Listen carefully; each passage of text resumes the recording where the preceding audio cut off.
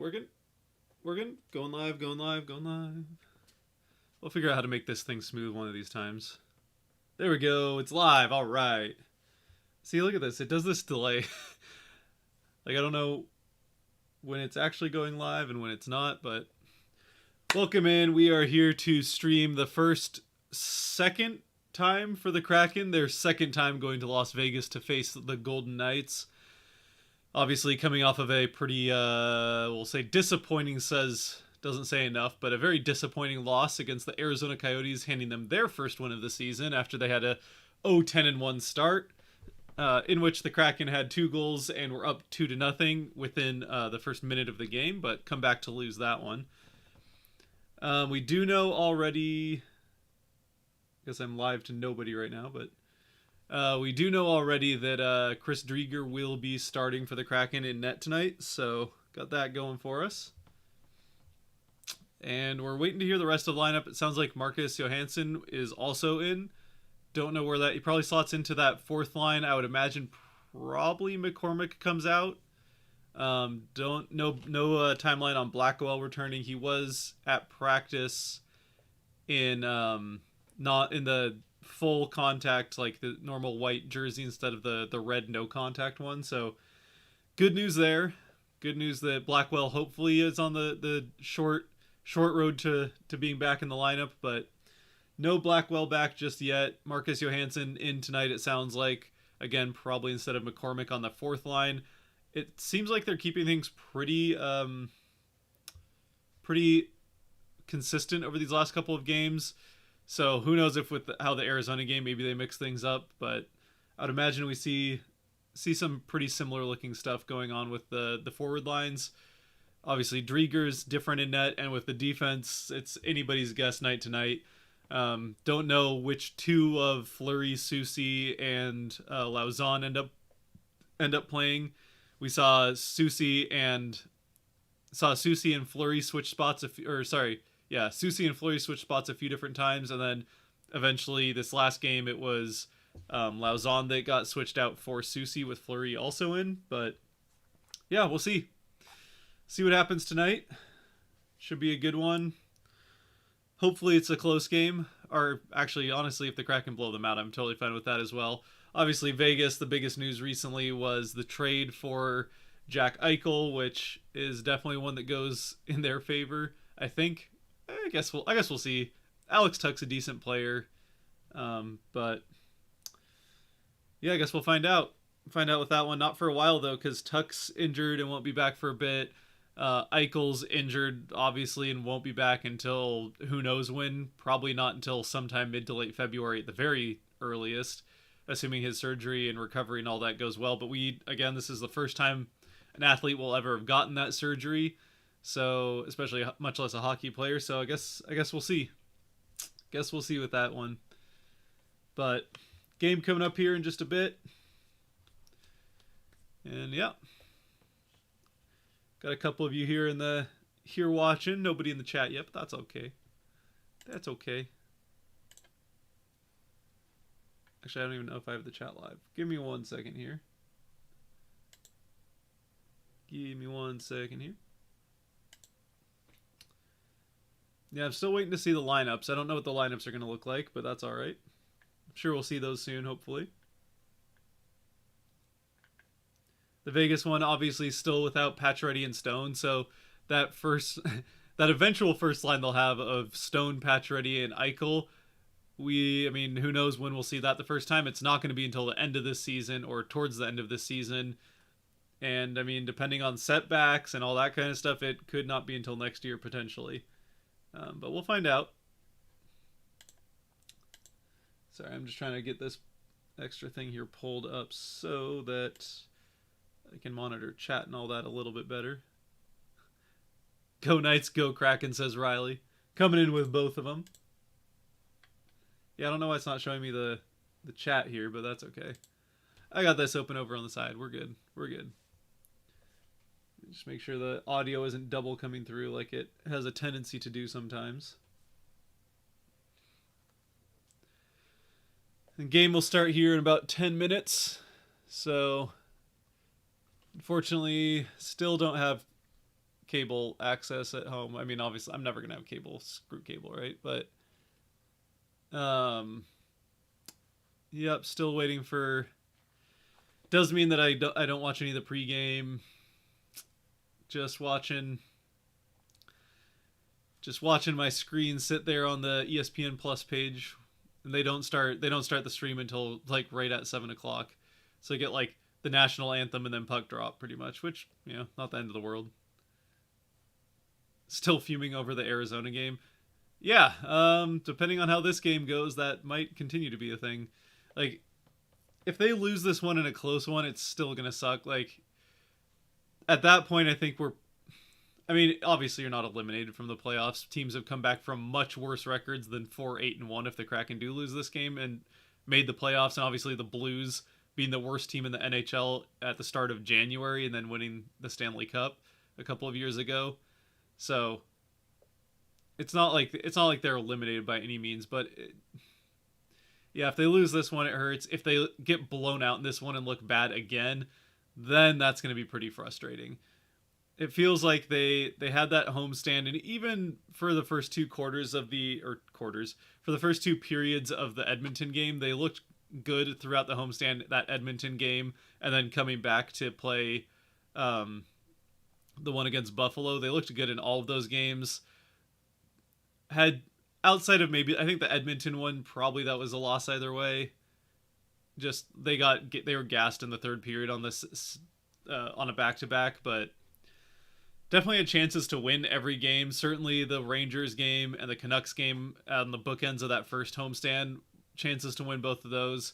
You come out feeling pretty good about it and then go to Arizona and it's just I feel like that Arizona was just the whiplash of seeing that team that we saw on the first road trip over again, where the defense is making just stupid mistakes, letting easy shots off. That was the worst game we'd seen from Grubauer probably ever. I mean, ever. It's 12 games or whatever, but worst game we've seen from Grubauer was that Arizona game easily, but the defense in front of him was still terrible like it was on the road trip. Offense was kind of back to just they couldn't connect on passes hardly at all until maybe the end of the game when they started creating a lot of pressure, but too little too late as far as passing and getting set up on the offensive zone in that Arizona game. So yeah, hopefully the couple days off, some more practice, a little bit of a little wake-up call there against Arizona, and they'll be hopefully rare and ready to go and bounce back in this one. But we'll find out. This is a very beatable Vegas team. Very beatable. Even outside of the fact that it's the NHL and anybody can win any night. They're still missing, even without talking about Eichel, they're still missing a number of their best players. They're still missing most of that first line. Yeah, obviously, like Tuck wasn't going to be back, but he's traded now. So now Eichel comes, but he's not back. So it's a very, very beat up Vegas team that's been kind of up and down. Their game against the Canadiens, I think it was that same night. I think that was Saturday night.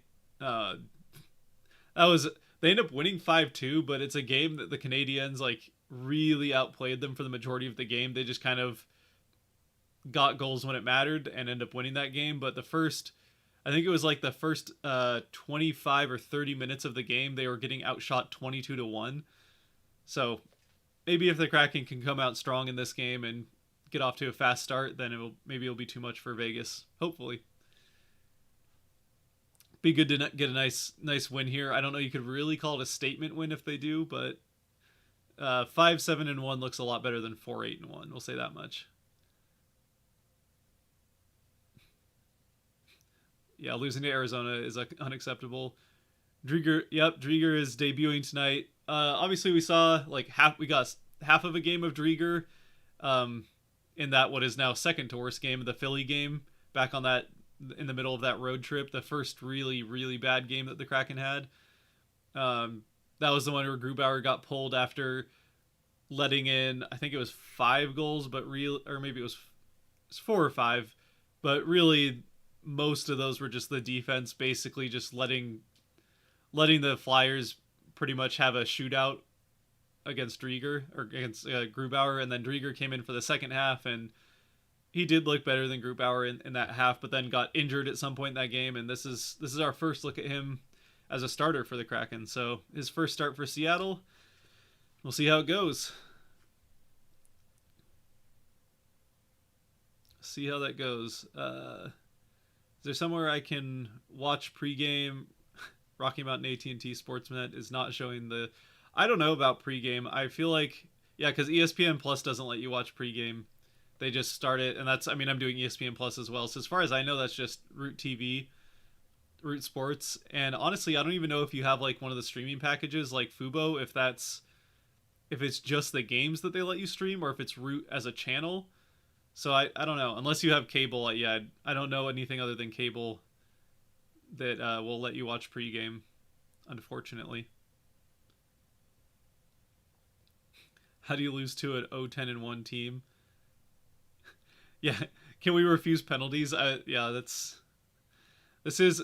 I think both teams are kind of in the similar boat there. So, uh, coming into Saturday, the only two teams that were worse on the power play than Seattle were Arizona and Vegas.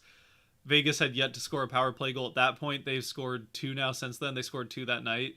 And then Arizona got one against Seattle. So now Seattle's the worst, but Vegas is still not much better than them. Vegas has like an 8.6%, I think. I have it pulled up. Actually, I don't have it pulled up, but I can get it here in a second. Let me just pull that up. Here we go. So yeah, here you go. So that's from bottom to top. Seattle's power play is 7.9% success rate, and they are now 21 in a row.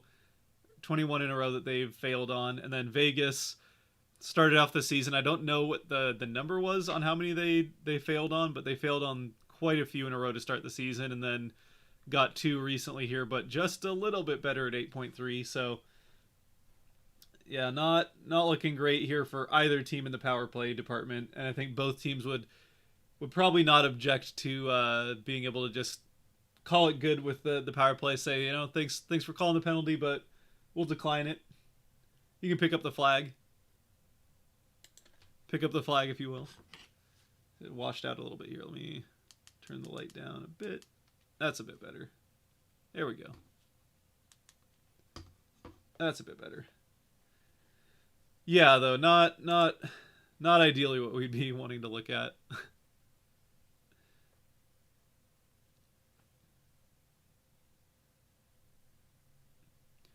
I'm kind of sad right now. Why's that? Still pissed about that game. Surprised Vegas is 6-6. Yeah, the way Vegas has been playing. Actually, so here's the thing. I think like Vegas probably hasn't been playing as good as a 6-6 record makes it look. Which obviously that's a mediocre record. It's 500. Like you could say maybe they're more of a like 5-7, but 6-6 is close. The thing is that like Vegas has gotten the wins for the most part in the games that they should win. And then like with the Canadiens, even though they win 5-2, that's a game that if you look at the like underlying numbers, it's one that if you just take the scoreboard away, you would think that the Canadiens actually probably end up winning that game.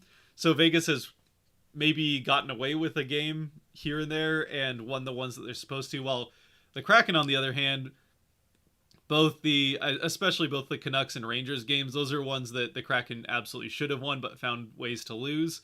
Mostly just good goaltending on the other side, and good goaltending beats average goaltending, which is kind of what they were getting in both of those games. Even maybe slightly above average, but yeah, I'll find out. So here we go. It's just hit 7 o'clock, so I'm going to try and get this stream up and running. I did have some issues with it not accepting. Oh, come on.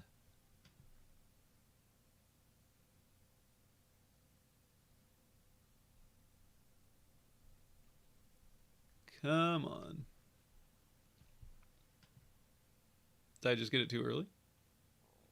There we go. Think we're getting it. Oh, good. Oh, that's right. This is the Hulu game.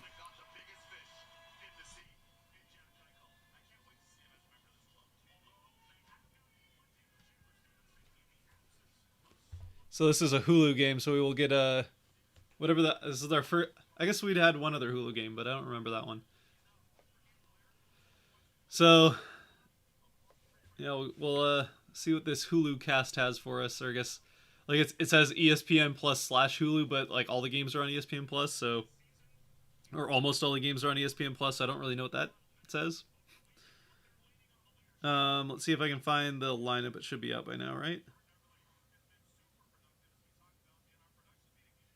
See if we can find that lineup. Ryan Clark usually has that. Let's see if I can find it from him.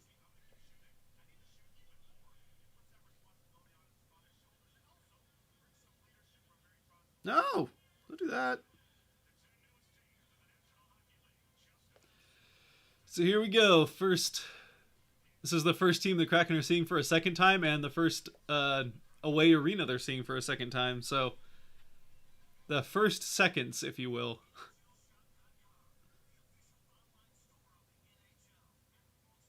Still not seeing a lineup. So maybe I'm just not looking in the right places. I don't know. Only thing we know for sure. Only thing I know for sure is that Drieger is starting, and it sounds like Marcus Johansson is also starting. Again, don't know where yet, but probably in the fourth line, I'd imagine, instead of McCormick. But we'll see.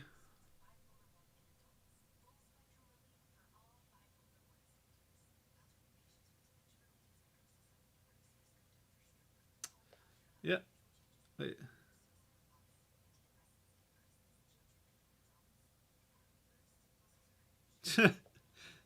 Just looking through Twitter trying to find the lineup, and they're pointing out that Tanev took a puck to the face a couple games back. I think it was before the Buffalo game.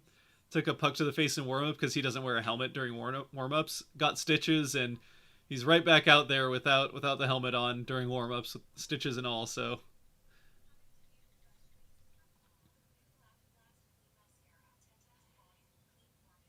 oh no, Riley, I'm sorry to hear that. Well, since at least the one of the teams you like will win tonight, and you got Vegas is probably the team you would be pulling for from what we've seen from you in the past, but I know you appreciate the Kraken some as well. So one of the teams you like will at least win tonight, but that sucks, man. Sorry to hear that. Hope you spend a good last few hours with your buddy there, little pet.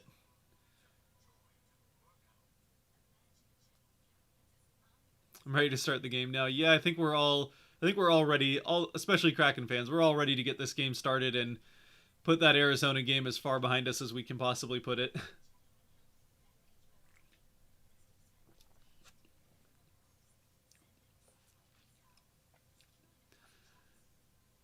Yeah, Vegas losing those players not good for the Kraken. Yeah, it'll be interesting to see with Vegas if they can salvage the season, because obviously like a kind of mediocre start, but the which wouldn't be a problem with from what we expect from the Pacific. And who knows? It's still pretty early in the season, still 70 games left for most teams, if not more.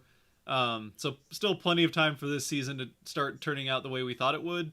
But early on, the Pacific's been, especially the California teams have been a lot better than expected, and no one thought that, or not very many people thought Calgary would be as good as they are out of the gate. So Pacific looking better than most expected it to, outside of Seattle and obviously Vegas is off to a slow start, but that's mostly injuries. But Seattle and Vancouver, kind of the two that are not off to great starts. Worse than most probably expected from both teams, but again with the Kraken, I think most of that's just like the record is definitely worse than expected and hoped for. But they've played outside of sounds really bad coming off of that Arizona game, but outside of the Arizona game, better for the most part. Oh, and they got Jack Eichel in the house.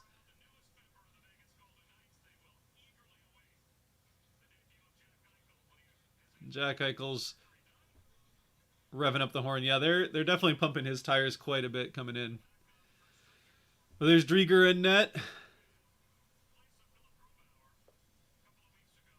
First start for Drieger, and then Robin Leonard on the other side.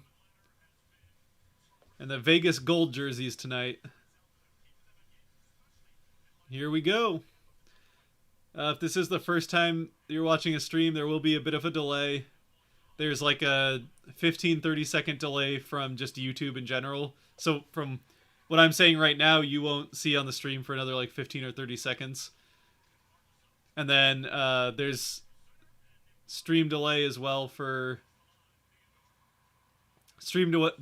just from ESPN Plus. So if you're watching it on cable, you're definitely going to be getting a bit of a jump on the action from what I'm reacting to and when you're seeing my reaction.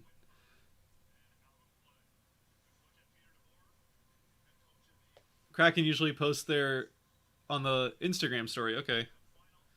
Yeah, I haven't been like I have an Instagram. I don't know how many of you guys are follow me on Instagram. That's definitely something I need to get better about. I have not posted on the Instagram in a bit.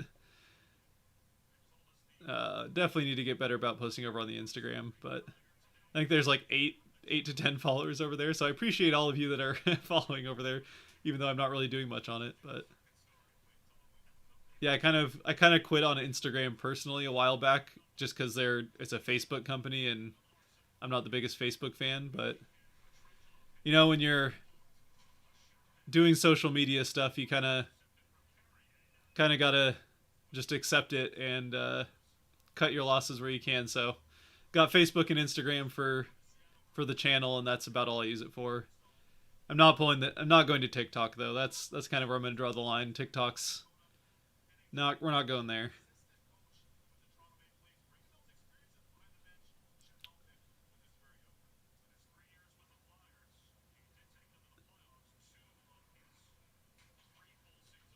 So Kraken chipping it in. Haven't seen the lines yet. Let's see who we got out there right now. So it looks like Marcus Johansson's out there with Geeky and Donskoy. So that's got to be like a second or third line.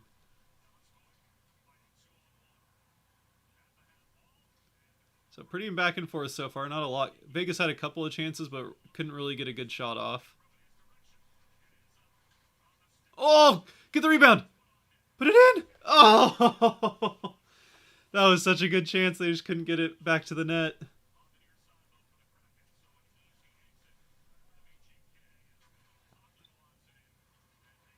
Ooh, Drieger! That was careful. That was a little sketch. So who do we got out here now? It's Bastions. It looks like the normal.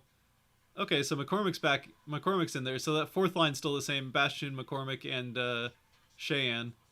Oh, shot gets deflected wide.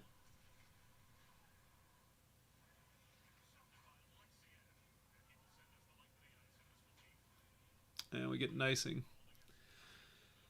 Alrighty. Well, we're off to a start. The good news is we've gotten into the game and we've got saves on both ends. We're now over a minute and a half into the game, and the score is there are not 3 goals on the board, so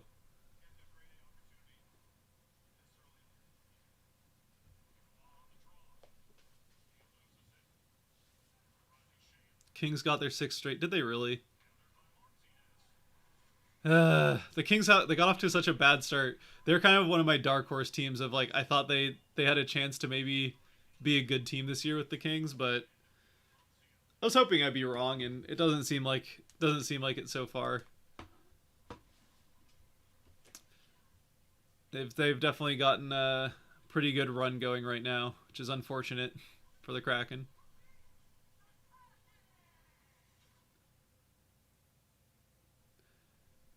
I wish Seattle posted full lineups, not just the starting 6. Yeah, I don't know. I haven't seen what they post on Instagram, but they post nothing on Twitter. It's kind of frustrating. You'd think they would post lineups because, like, I mean, the Mariners post lineups every night when they play. Eberle gets it to Schwartz. So we got Wemberg with Eberle and Schwartz.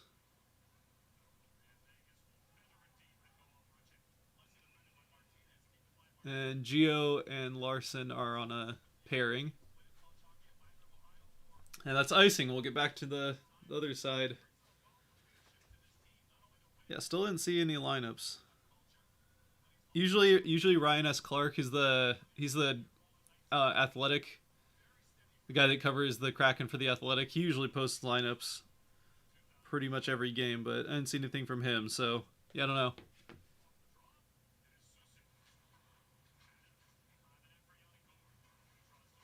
This first line sort of is basically the same. We got that uh, Gord Tanev and Yarn Croak. So the Gord line is still the same. Woo! Tanev with the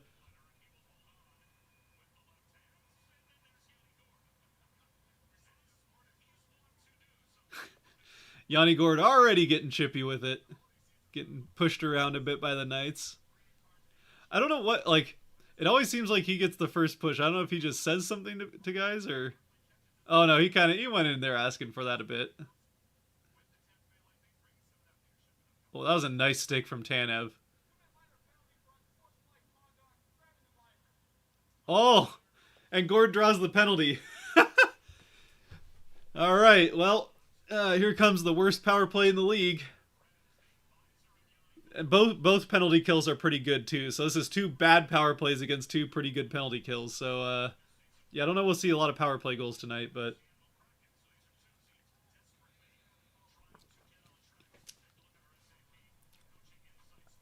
yeah, there they got it right on the screen. The 7.9 power play percentage from the Kraken and an 8.3 from the Knights. Both penalty kills are pretty decent. And here we go with a.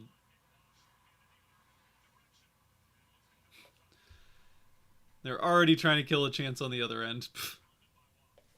All right, we're 30 seconds in, and we have yet really to break the offensive zone. The far deepest it's been was the face-off, so not off to a great start for the power play, but oh, we're in the offensive zone. Good news, good news.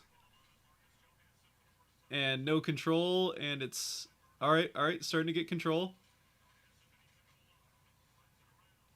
Weinberg around to Donskoy, out to Eberle. Oh, nice passing. Nice passing, just no shot on the end of it.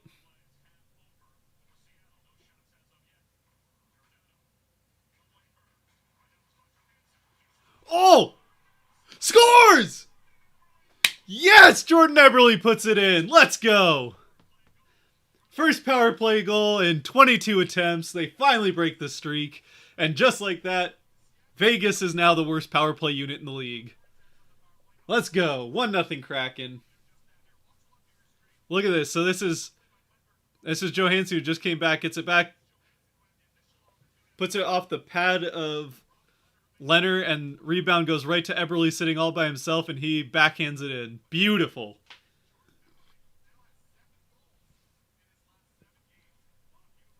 Yeah, and Eberle, after that start, 7 goals in 7 games for Eberle.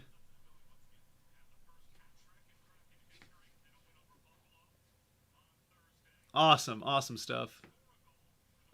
All right, let's get this updated here.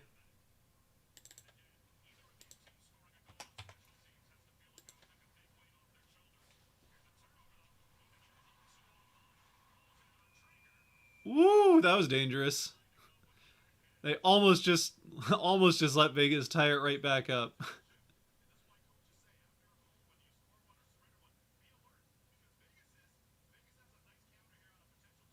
Oh, whose stick was that?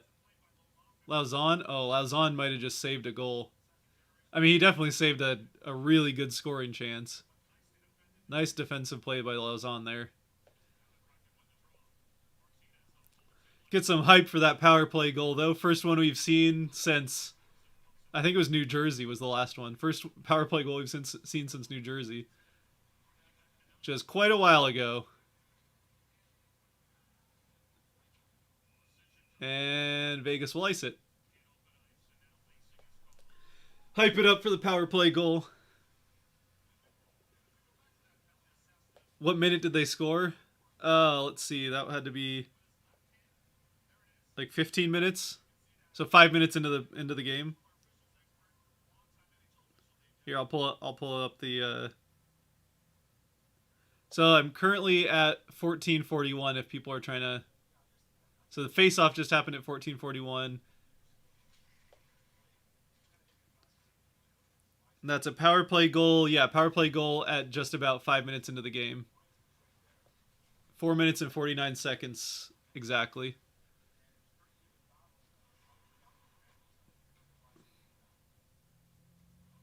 Games in Seattle? No, this is in Vegas. Yeah, so this is the Seattle's second trip to Vegas. It'll be their last one of the season. So this is they won't be going back to Vegas again this year unless it's in the playoffs, which both of these teams have got to get things turned around if they want to make the playoffs. Which Seattle, I think Seattle definitely has a road there, and Vegas is good enough that they have a road there as well. They just it's going to be an uphill battle for them with all the injuries they have. Break up the power play unit. Well, they did just score. I mean, so the big difference, and he gets the primary assist on the goal. The big difference there was Marcus Johansson, who hasn't been in the lineup since hasn't been in the lineup, so it hasn't been an option for them on the power play. So that definitely made a big difference there as Johansson was up in front of the net. Good passing up the ice from Vegas. Good stick. Oh, who was that? I don't know who 19 is for Vegas, but oh, nice save. Oh, nice save, Drieger. That was a nice play by Vegas to create a very good chance. Pitch it in to get the change.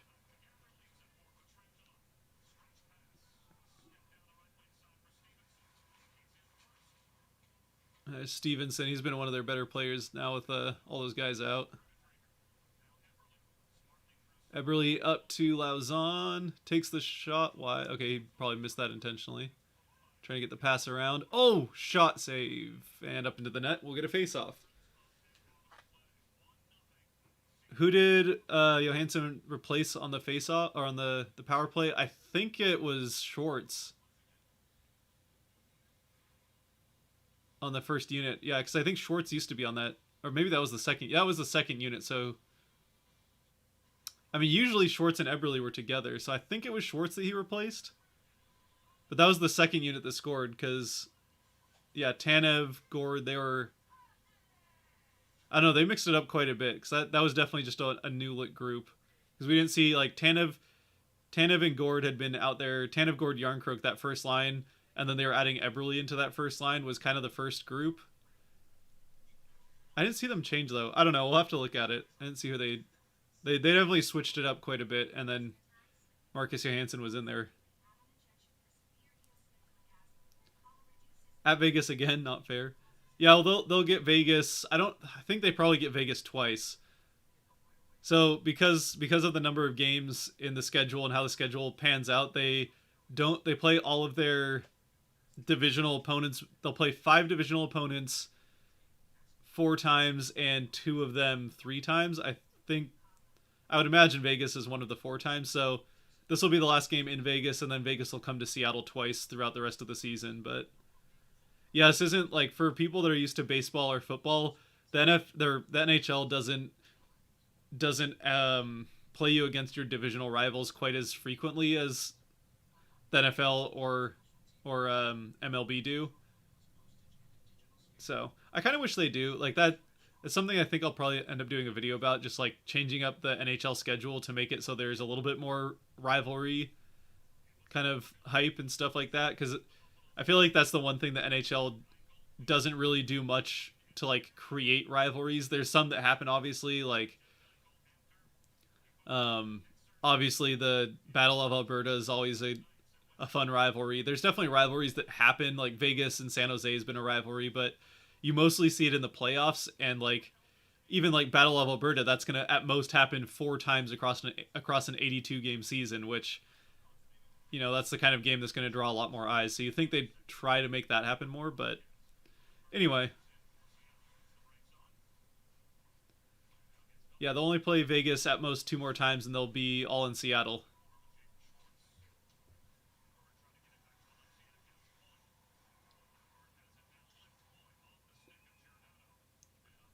Kind of stupid question, but is it Drieger or Drieger? It's Drieger. Yeah, there's no J in his name.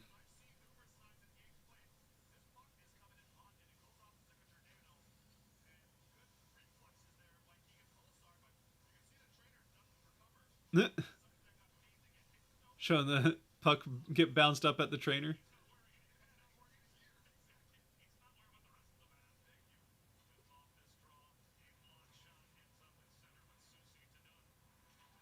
There we go. Get that first line back in there.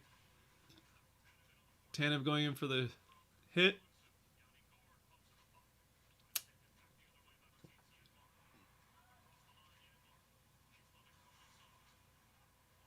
Oh, there we go.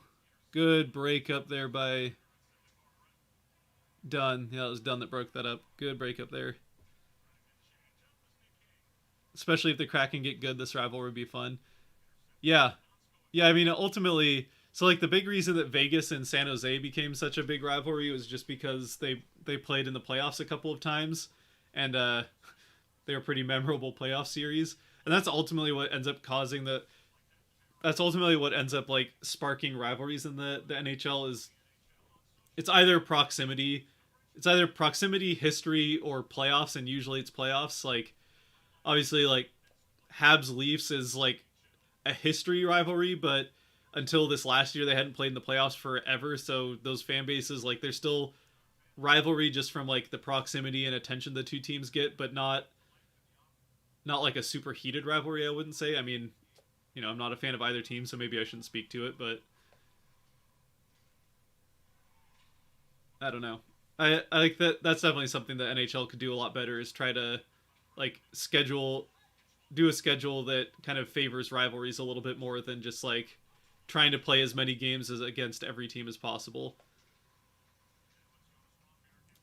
The tricky thing is that the original six teams draw fans so much better that every team wants to like have a home game during the year against an original six team, and since five of those teams are in the Eastern Conference, then you kind of have to like you have to have the two games against every team at least. But yeah, I don't know. I think they could still like that's 32 games, so I think you could still use the other 50 a little bit wiser, but I don't know. Here we go. Vegas coming in, break it up, and covered by Drieger.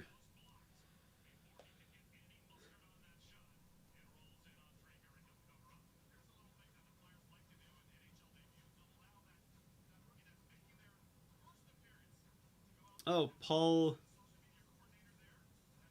Cooter making his Paul Cotter making his first start in the NHL for Vegas. Ooh, Eberle got a turnover coming in.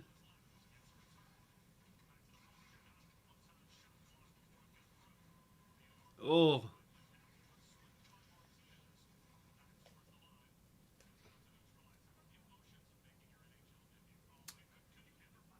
who is this? That's yeah. The defense still seems like they're shaking up the defense quite a bit because oh maybe Gio is just waiting to get a change, but oh Gord, what are you doing, bud? Oh big hit. Get back on side. Oh big hit from Tanev. Gord, get it. Oh get it in.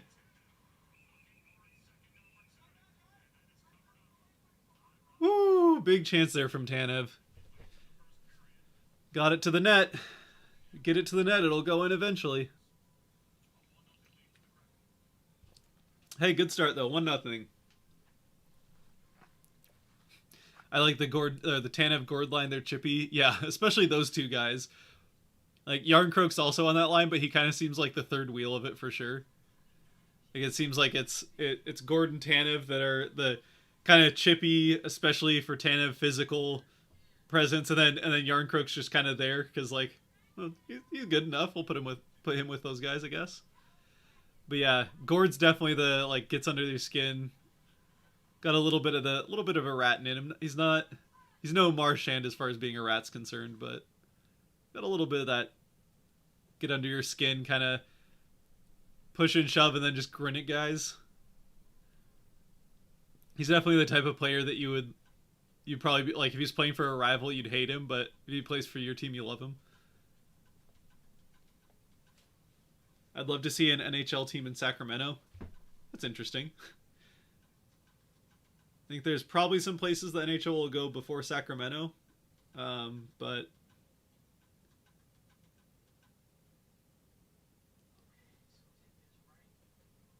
I don't know if are you from Sacramento? Maybe that's why.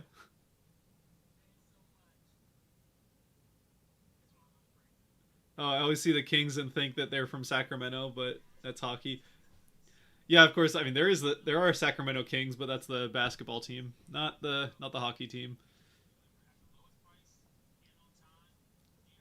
I think the Golden Knights need a big guy.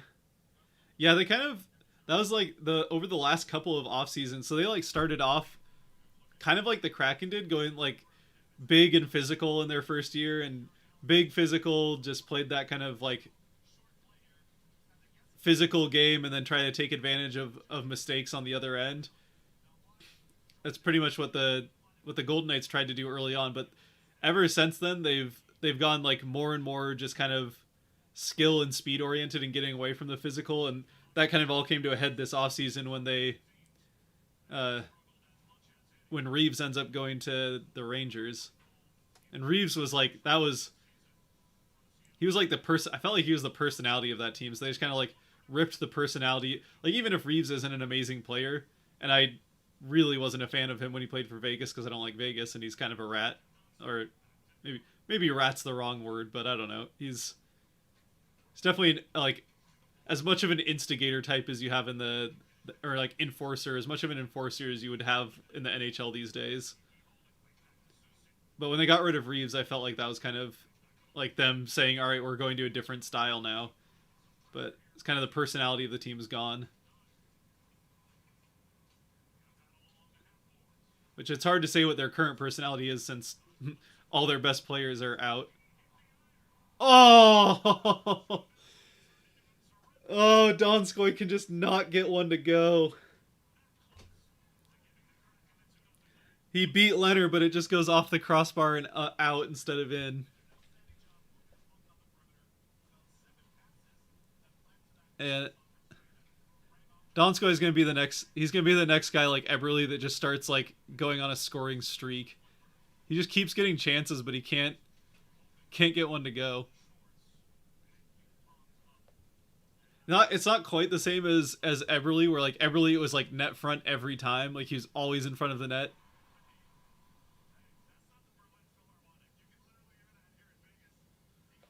Oh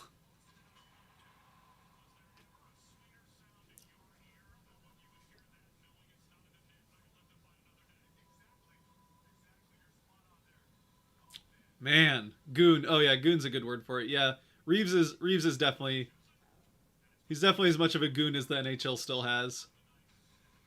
But now with him gone, yeah, the Vegas is it seems like they feel like a completely different team.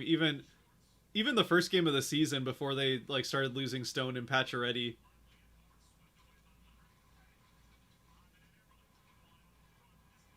And obviously now that they've got Eichel, like that's not changing anytime.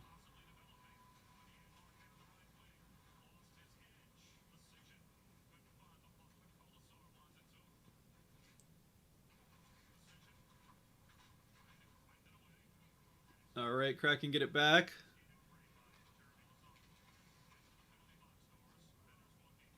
And dump it in for a change. Looks like fourth line coming out. So that's McCormick, Cheyenne, and Bastion. Oh, big hit from Susie. So no Flurry tonight, looks like, defensively.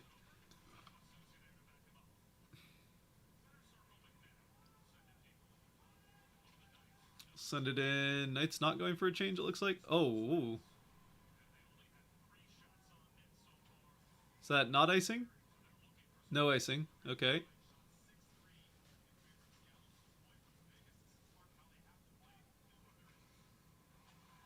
Shot goes wide. Oh.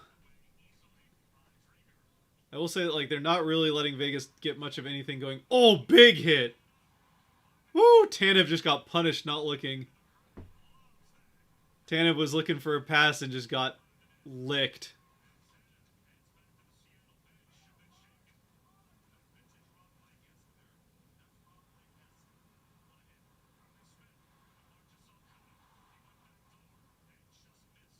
Couldn't get the pass to Marchessault, and save made by Drieger. Woo! Tanev definitely lays a lot of hits, but he took one there.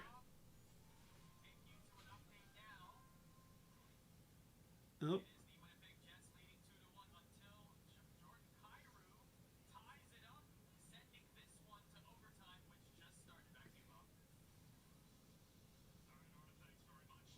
All right, here we go. Defensive zone face-off.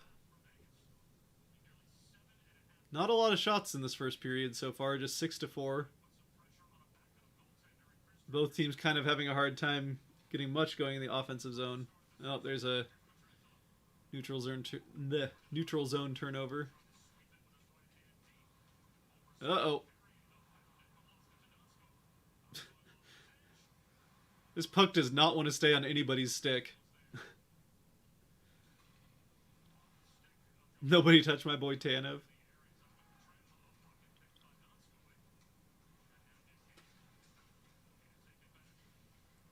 Oh, get to it, Donskoy. Here we go, Geeky.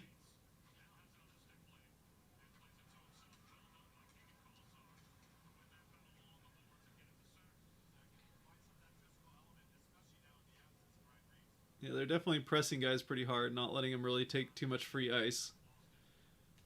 This is definitely a lot more the team we saw pre Arizona, not so much the team we saw against Arizona. So that's a good sign. Really not letting too much open ice happen. Still a couple of defensive blunders, but they're able to recover from them so far and haven't been able to, or haven't really like. That was probably a little more free than you want it to be, but.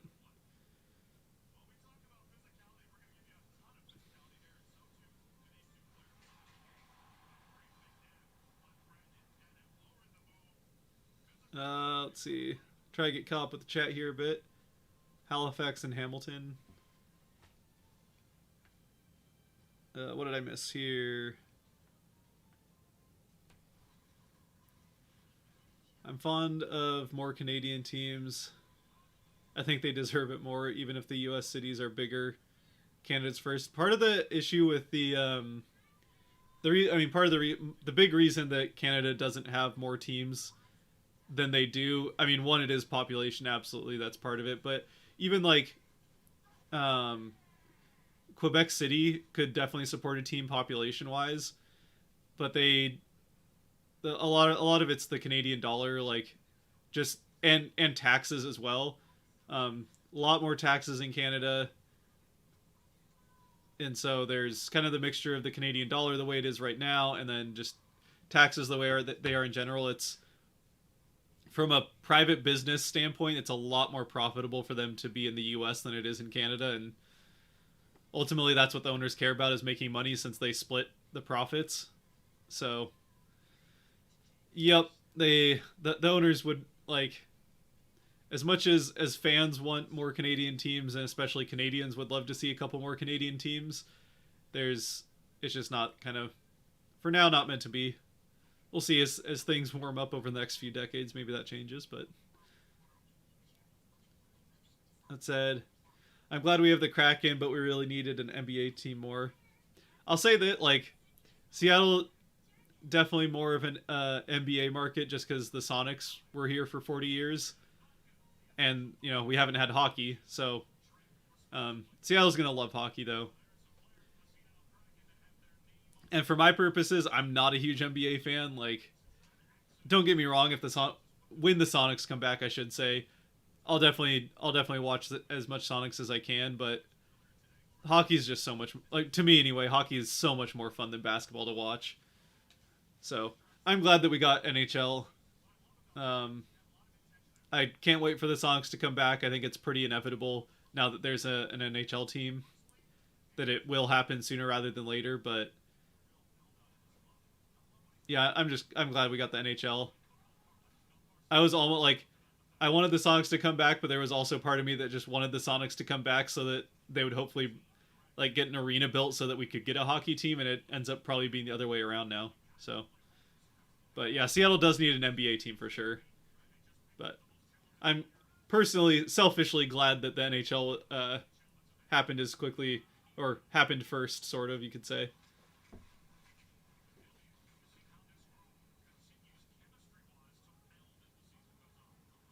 the Donato crash into the boards was bad last game. Yeah, that the replay of that Donato crash into the boards, and that's who's out in this game.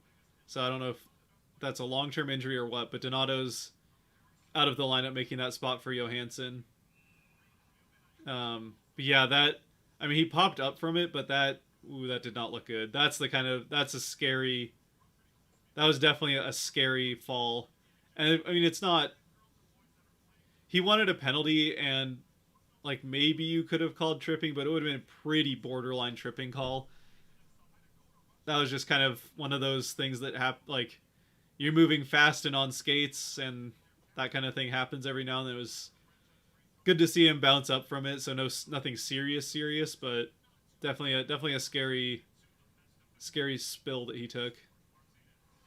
Good save there for Drieger.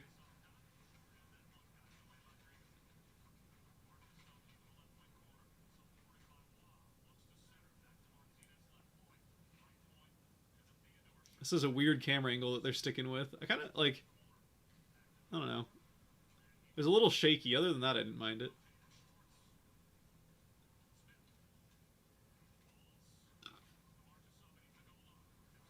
Vegas getting a lot of possession time. Kind of their first big possession time of the game so far. And Seattle manages to get it back. Schwartz up to Eberle. Eberle along the boards. Back to Schwartz in the middle. Backhand. Yeah, that's not going to go in. He tried to like backhand behind the back. Yes, my name is Scott. Sorry.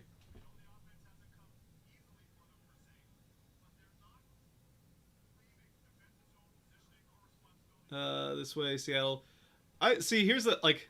I don't think the Kraken would have been like if the Sonics came first. I don't think the Kraken would have been forgotten. There's enough of like just from people like because there's Seattle is a city where it's grown so fast that there's so many people from different areas.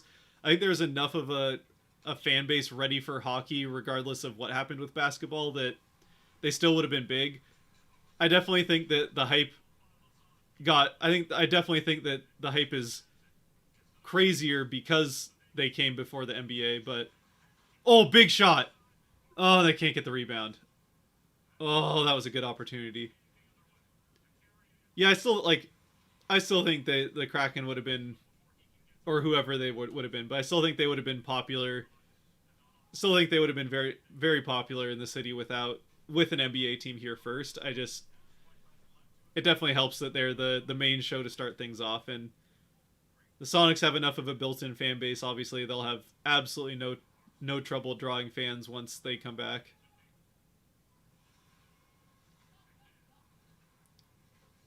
CPA is cool, and I love the windows that overlook the ice. Yeah, it is a really nice building on the inside. I did like.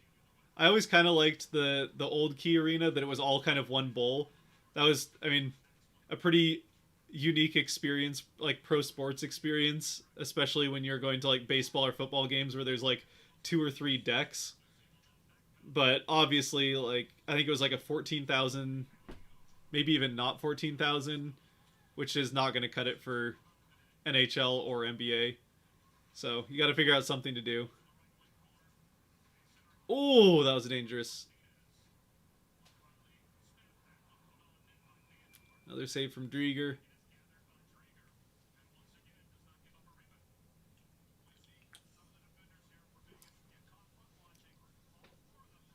Jonathan Marchessault is my favorite player on the Golden Knights. He's certainly their best player that's currently going, unless you want to count, I mean, maybe Leonard. Although I think Marchessault, I mean, it's hard to compare a skater to a goalie, but yeah, I'd say Marchessault is probably their best player right now. Are you including like Eichel and Stone? Just Marchessault as your flat out favorite, even with all the guys that are injured if they were back.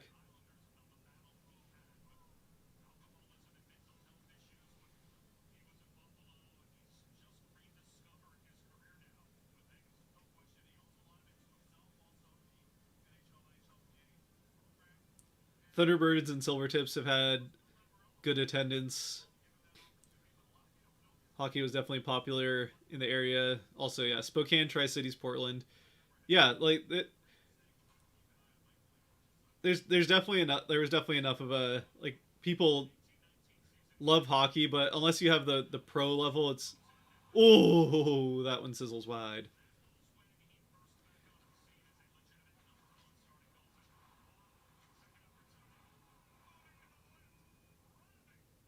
Oh, did he get that? Oh, I saw the net pop. I thought it went in for a second, but I guess yeah, the horn didn't go.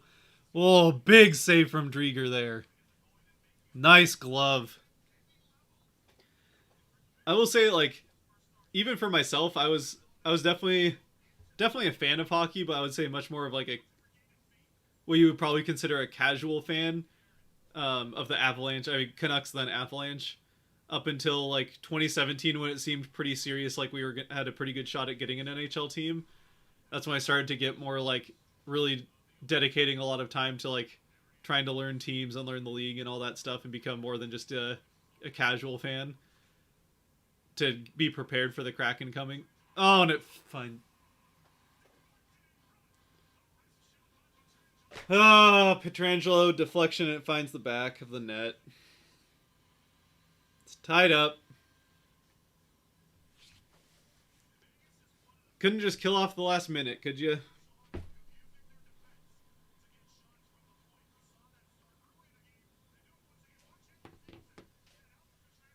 Who deflects this? Oh, it's not even deflected. It just goes straight in.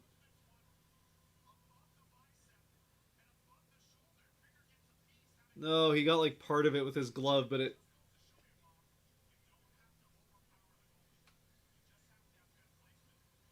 Yep, it just kind of goes like right past his ear hole, and he can't get enough of it with the glove. Ah, dang it.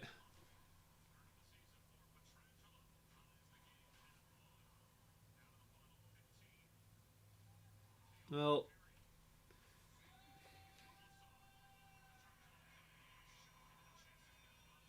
and another open shot. What is. They just like. The defense seems to have gone to sleep for the last like minute and a half. Defense has just disappeared.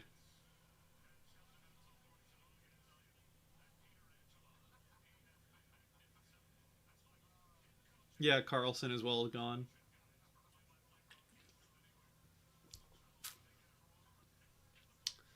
Well, that sucks.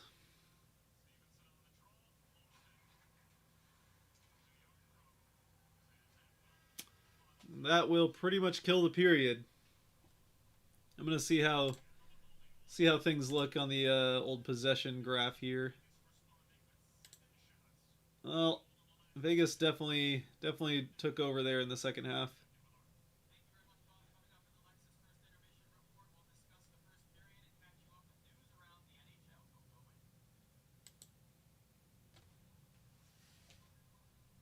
That's a frustrating end of the period.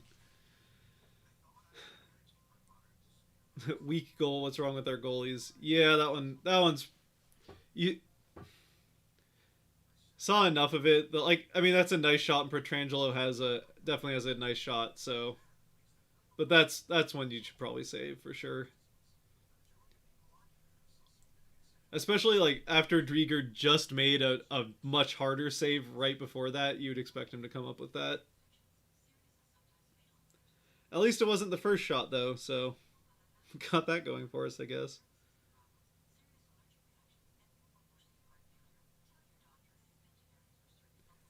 Yeah, Grubauer. It's hard. Like it is hard to defend Grubauer too much after the Arizona game, but a lot of, especially that first road trip. The first road trip was not Grubauer's fault at all. That was just terrible defense in front of him, and unfortunately, that kind of got people off to a bit of a like iffy start with Grubauer, like questioning him quite a bit early on, just because of how the road trip went, and the goaltender is like front and center in that. But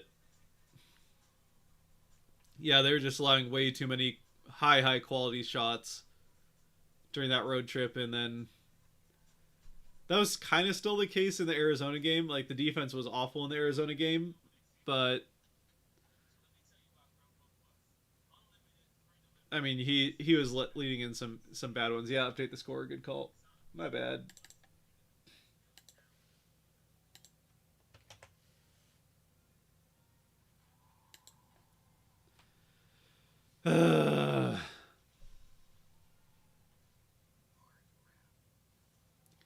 Well, Drieger, it has to be said, Drieger did make a couple of pretty decent saves there to end the period, even outside of the one he let in. So yeah, they were definitely letting Vegas have their way in the offensive zone there after really keeping them out of it for the first like 2/3 of the period.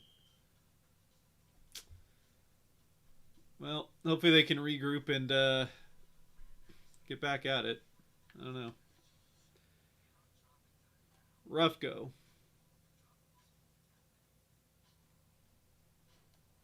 Anyone keeping track of how Beniers is doing with Michigan? He had a 2 goal night the other night with them. I haven't seen. Let's see if I can find how fast how their season's gotten off to.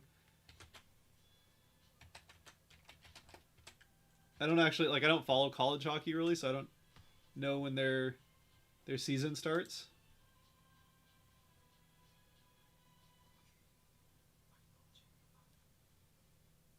Here we go.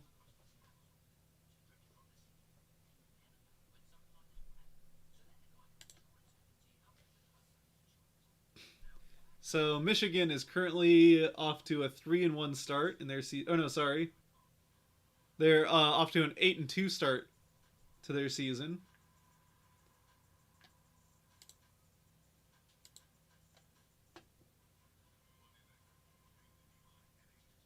What is this?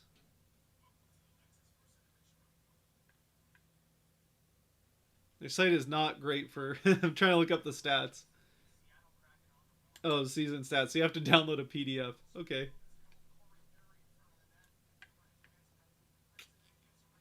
So they're 8-2. So Kent here. Let's. I'll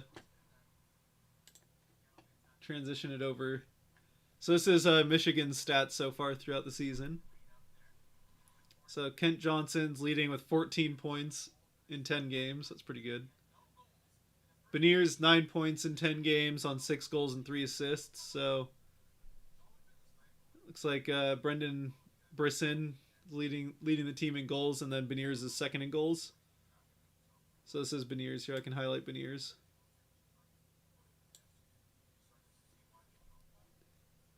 Let's see. Luke Hughes got 10 points in 10 games. Owen Power 12 points in 10 games from a defenseman. So that was Owen Power was the first pick, and then Beniers was second. Kent Johnson was, I think, fourth, and then Luke Hughes was the fifth pick. So there you go. So Beniers not a ton of assists, but second on the team in goals.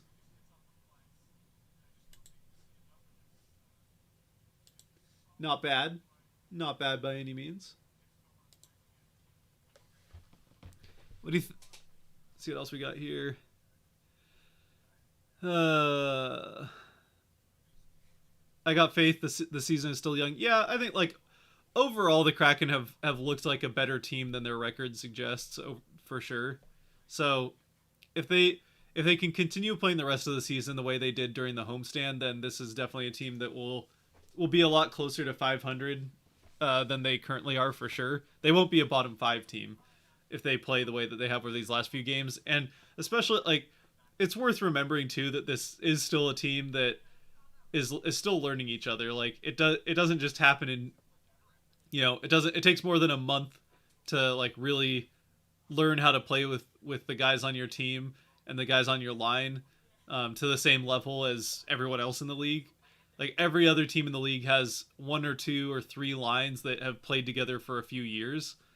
So the Kraken don't have that, and it'll take until December or January for them to start maybe getting some of the passing as crisp as you might see from some other teams, and that's just learning the guys that they're playing with. And even with that said, it's really been until this last like 2 weeks that the Kraken have even had like lines that were the same lines night to night. They were shuffling up the lines so much throughout that first road trip, especially that yeah, it's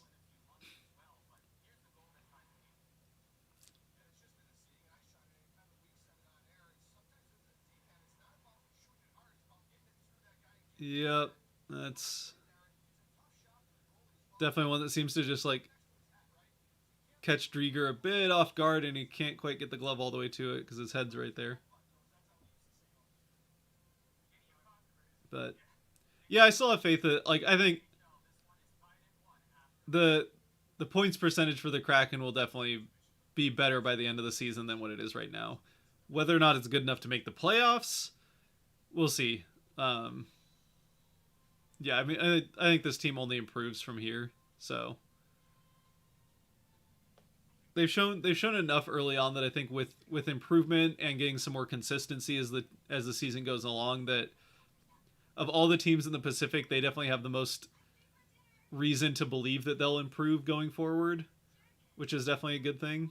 Like if you're a Canucks fan, it's a bad start to the season, and your reason to hope that they improve is basically that they should with their talent. But it's a team that's played together for a while for the most part, and their last season was awful. This season, like Demko's the only reason that that team isn't like a bottom three team in the NHL right now. So yeah, I think there's definitely reasons to be optimistic for the Kraken going forward, but definitely some reasons for concern as well.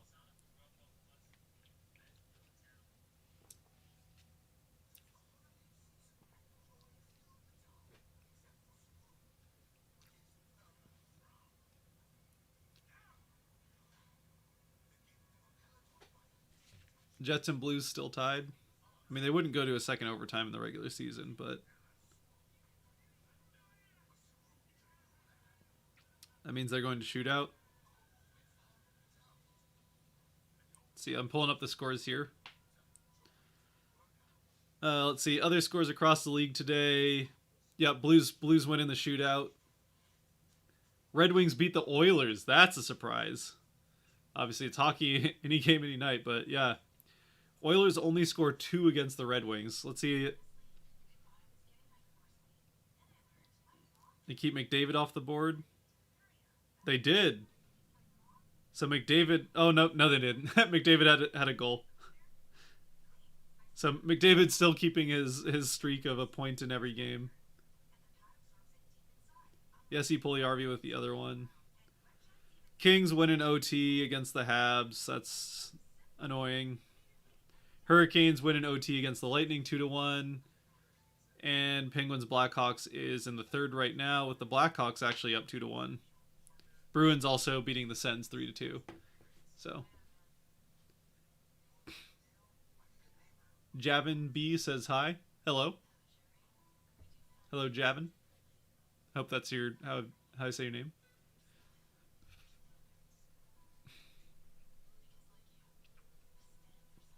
Yes. Sorry, I didn't see the question that led to that. Is there trading and free agent signings during the season like in the NFL? If so, can we still go out and get some true goal scorers this season? Yes, there's still trading. Getting goal scorers mid-season is kind of tricky. You end up usually overpaying mid-season.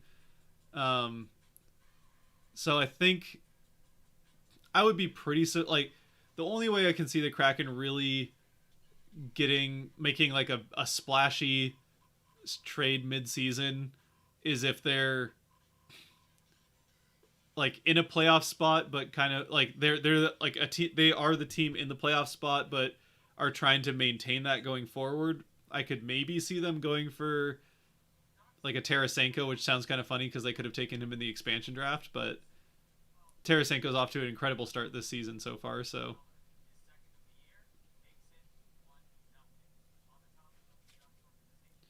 yeah, I don't think we should expect the Kraken to be getting like a top player during the season necessarily. The only like Eichel was the one that was kind of like a you don't see trades like you don't see players like Eichel get traded very often. That was the big one, and he's not going to play until February. So, and part of the problem too is that the Kraken don't have a lot other than draft picks to trade back. They have a lot of defensive pieces, but nothing that's going to get them a top end scoring talent. So yes, trades do happen, but I wouldn't expect to see the Kraken make a blockbuster trade during the season just because especially if you're getting the better player, you're probably going to overpay unless you're trading with Buffalo. But um, yeah,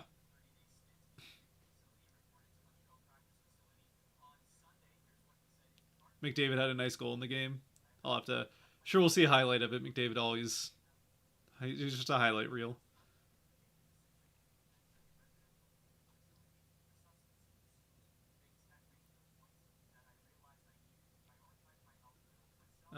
Scorebot might be a cool thing to add to your stream and keep up. Yeah, I could look into that. Sports Scorebot. Yeah, I mean, I'm still learning how to put these streams together. This is like the fourth one, so figuring it out as we go. Actually, I'm speaking of that. I gotta get this transitioned here to the second period.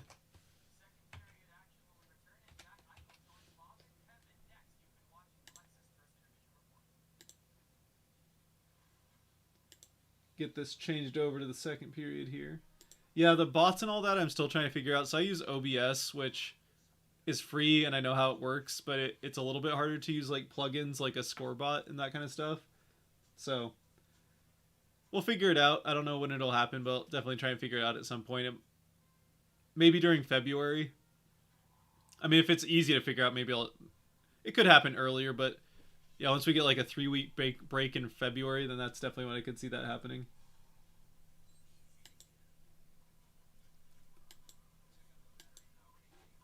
There we go. That gets it changed over.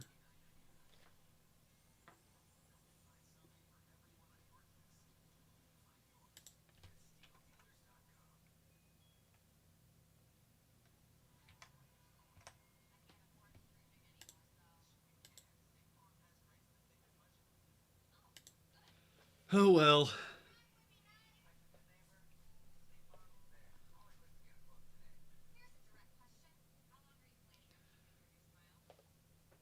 McDavid to me is this era's Gretzky. I mean, as close as you can get. He's definitely the best player in the league.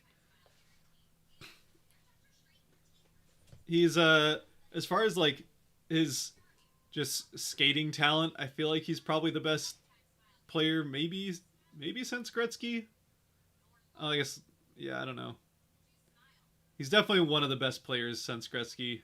Um, Obviously, like you know, pure goal scorer, Alexander Ovechkin's probably the best of all time. So there's that, and then in his prime, which I think it's safe to say he's definitely coming down from, Sidney Crosby like has the hockey sense that isn't like just the knowledge of like that instinct of knowing where the puck's going to be at any time and what anybody who has the puck is potentially going to do with it, and being able to take advantage of that and like know where the flow of the game is going. Crosby is again, Gretzky's probably the only one that's better than him. Maybe Mario Lemieux, but yeah, as far as just like pure skill talent, McDavid is certainly the best player. I mean, all around he's the best player right now, but he's certainly one of the best when it comes to just that like speed and skill combination.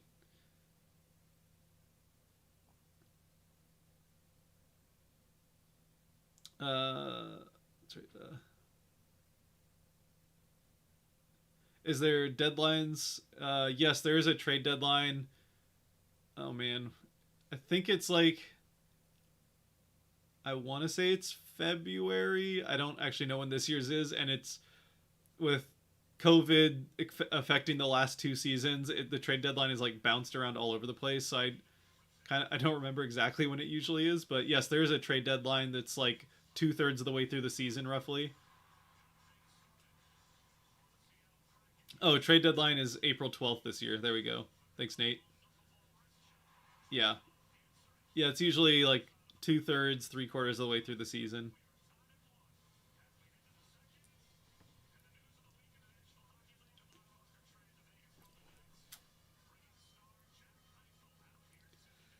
Yeah, I mean, if you're just learning the game, feel free to keep asking questions. Don't feel shy to ask questions. Definitely here to help out the newer fans. Any new fan to the NHL is a good one.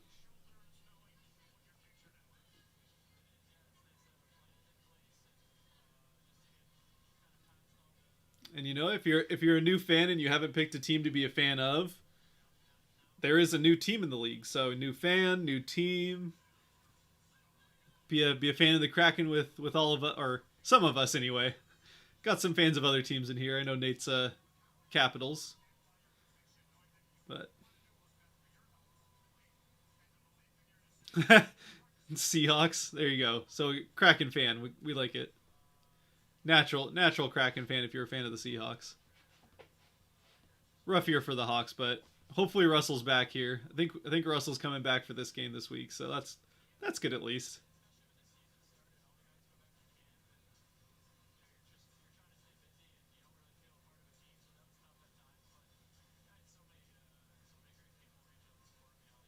That's why I'm dying for a Discord.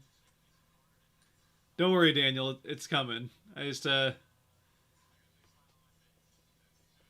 sooner rather than later.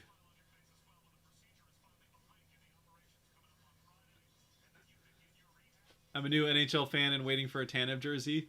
It's a good choice. Good choice. He's slowed down a little bit, but I still love the way Tanev plays, and like he's definitely outside of maybe Gord, he's definitely one of the two most entertaining players on the team. Just to like watch. So here we go, switching sides. Ooh. Oh, nice pick off. Oh, you're all alone, Wimberg. Outskate somebody. Oh, nice chance. Of course, they're talking to Jack Eichel while the Kraken are on the attack here. Oh, big pass. Oh, Eberly. Oh, he shoveled that way high, but he had a chance there. Oh, shot rebound from, I think that was Gio. Some big chances there.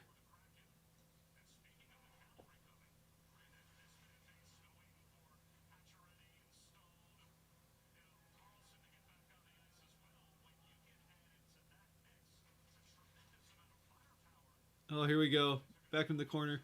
See how they're talking to Eichel right now, and yeah, talking about they've got like Eichel, Pacioretty, Stone, and Carlson all out. It's like I think it's like $27 million on their LTIR or something like that. It's ridiculous. They have like, okay, it's not actually, but they have like a quarter of more than a quarter of salary cap on LTIR.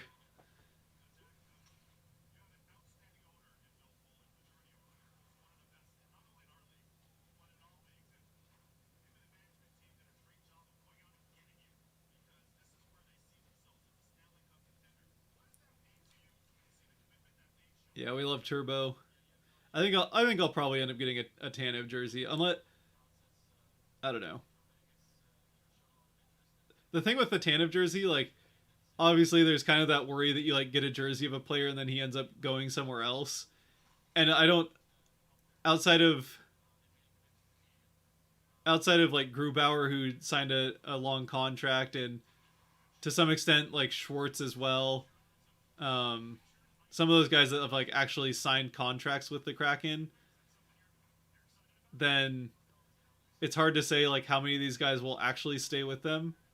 Is that gonna be a cross check? Is that offsides?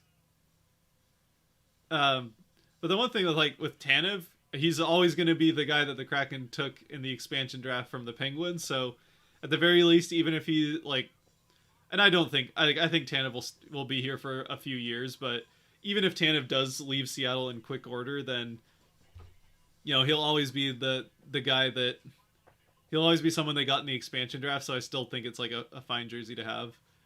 Like that's part of the reason I got Gio because I figured they took him in the expansion draft. He was one of the biggest names they got in the expansion draft. So even if this is his only year with the Kraken, then still have the memory of the expansion draft and all that.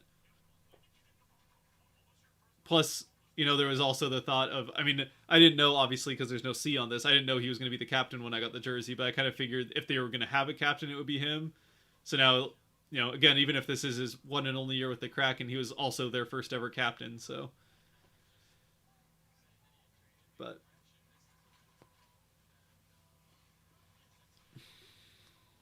I want to get a Kemp number 40 Kraken jersey. I mean, hey, do whatever you want. You know, it's a new team. I don't think you'll see all, like going to games. You see all sorts of crazy jerseys that people like putting their own name with whatever number they want. Like, it's I think just about the only number you should probably stay away from is 99, just because yeah, you don't want to be going putting 99 on too many jerseys and not have.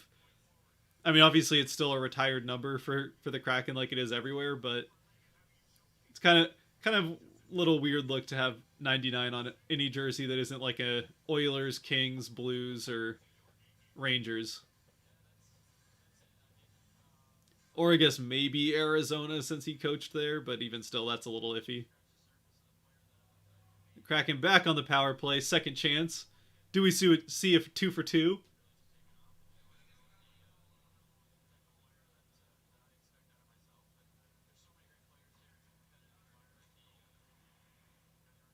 Here we go. So this does look like that the first unit. So that was the first unit that scored.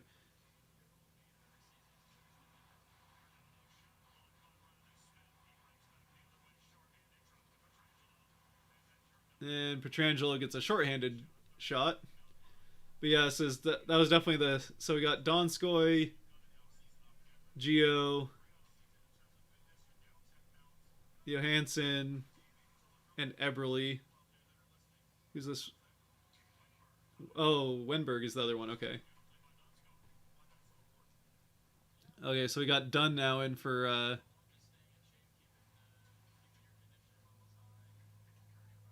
Dunn's now in for Geo. Oh, almost found it across the. Oh, if that gets across to Eberly, that's in. Oh, that was close.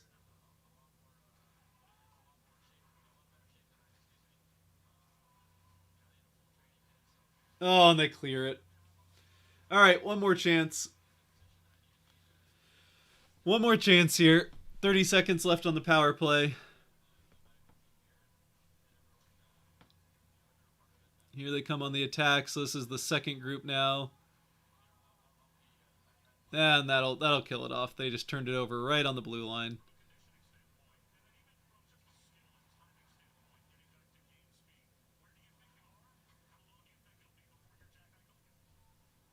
All right, maybe they get one more chance. 5 seconds left on the power play.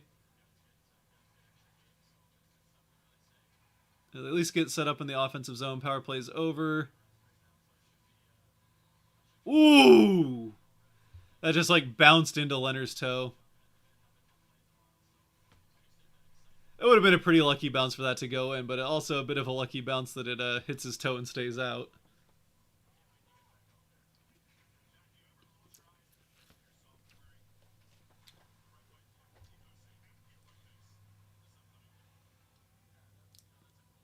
Since you're a Seattle sports fan, which would you rank, or yeah, which would you rank your pro sports teams from 1 to 3? Kraken, Mariners, and Seahawks. As far as how good the teams are currently, or my favorite. I mean, obviously, I spend a lot more over the last couple of months. I've spent a lot more time following, thinking about, and like as all things considered, I've spent a lot more time with the Kraken than the Seahawks or Mariners, and with how the Seahawks season has gone, I would say I've definitely enjoyed the Kraken, even with how their season kind of hasn't gone off to a great start. I've definitely enjoyed the Kraken the most over the recent period, but the Mariners had a fun season. The Mariners were definitely my first true sports love, and Seattle has wheel around, nice shot, goes off the side of the net though. Get it in front, shoot, shoot! Oh, I just couldn't find the rebound. Um, yeah, I mean, outside of maybe a run here, a couple runs the Sonics had, like the '90s Sonics maybe aside, but they didn't come out with a championship. There really hasn't. The Wilson era Seahawks, Seattle hasn't seen a run like that from a team. really ever. So, oh, very nice chip. Who wants that?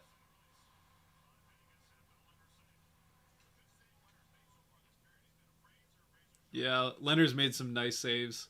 He's had to. Donskoy in. Oh,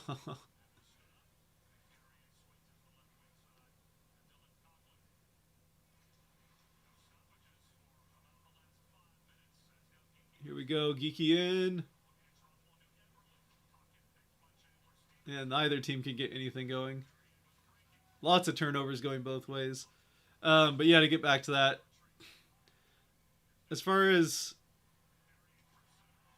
my favorites, like Seahawks are probably still my favorite team. I'll go Seahawks, Kraken, Mariners as far as favorites, but I mean, right now in this moment, this last couple of weeks, I would say Kraken, Seahawks, Mariners. But I still love the Mariners. I don't want to put the Mariners third as though I don't love them, but 20 years without playoffs, it's hard to be like this season was exciting towards the end, obviously, but it's hard to be like super super enthusiastic when you go 20 years without playoffs. But yeah, I grew up in the with the 90s Mariners, so definitely grew up with the Mariners as my favorite team for quite a while until things kind of switched in the early 2000s that to the Seahawks. But Edgar and Griffey are Seattle's legends in a way that I don't think Russ can really compare to. Uh, I mean, I don't know. I mean part of it is just like it's in memory. Like Edgar and Griffey are now just like they're fully just memories at this point as far as their playing days are concerned, and so that definitely helps. Where like Russell, like yeah, you still have like the Legion of Boom is now kind of in the memory or like the history, but Russell's still playing. So even if like the first wave of Russell, like the success with the Russell era is a memory, it still doesn't feel the same because he's still playing for the team. I think once Russell retires and it's a few years in the past, I think he'll be right up there with Griffey and Egger as far as like how he's looked at. The only difference obviously is that like the one thing, so Russell brought a championship to Seattle. Obviously, it was the whole team, but which Griffey and Egger never did. The one thing Russell will never get the chance to do that Egger and Griffey did was save the team from leaving. So yeah, the fact that Russ is still going and that Griffey and Egger literally saved the team from moving away from Seattle. That like I can see that argument, but Russell also helped bring a championship to Seattle, which unfortunately those guys didn't have the opportunity to do.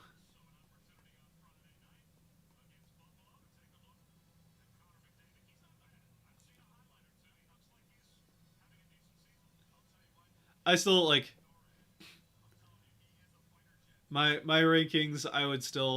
I did a video, like one of my first videos, and it doesn't have it's definitely shows that it's one of my earlier videos because I had a little bit of monotone, but I did a like ranking the top 10 Seattle athletes of all time. And I think Griffey was number 1, Russell's number 2. Seattle, what, a face-off violation penalty? You don't see those very often. What happened? Seattle's back on the power play. What happened here?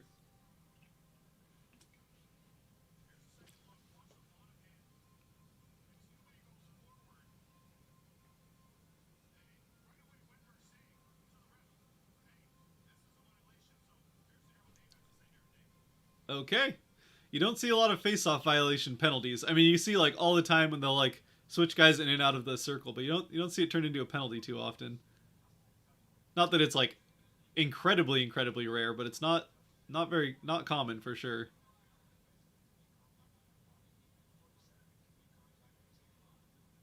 And they can't hold the zone.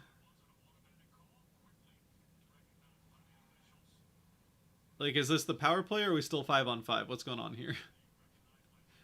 Oh man. Obviously, they got a goal, but it's still frustrating to watch this power play. Oh, nice pass.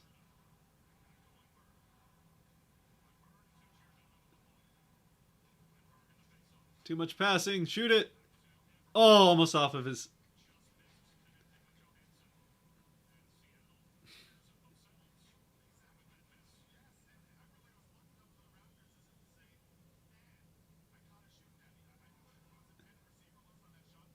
Yeah, Eberle was trying to get it in front off. He's trying to put it off of Johansson's stick.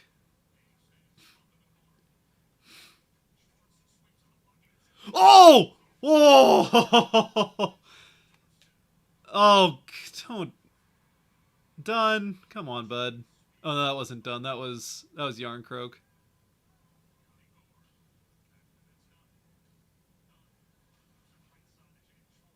Schwartz shot. Oh, he has to settle it. No. 19 seconds left. And they'll clear it. That'll do it. Couple of decent chances. That puck that found Alexiak's stick in front of the net. So they can at least use the last couple of seconds here to maybe get set up in the offensive zone.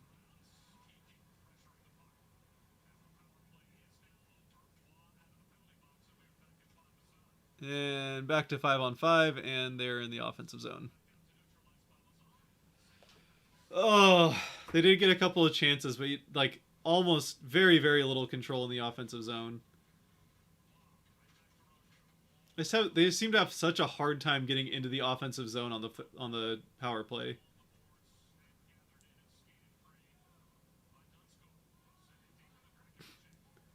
Seattle takes a change.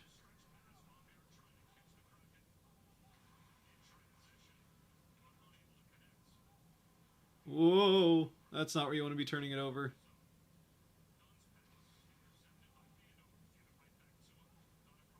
Oh, nice pass done.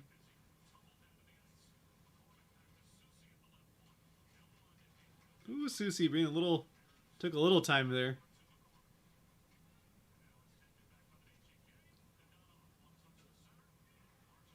Come on, guys. This is a lot of like that same thing that we were seeing where they just can't.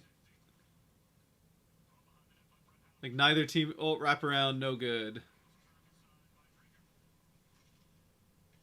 Yeah, this is a lot of like neither team can get through the neutral zone cleanly. It seems like.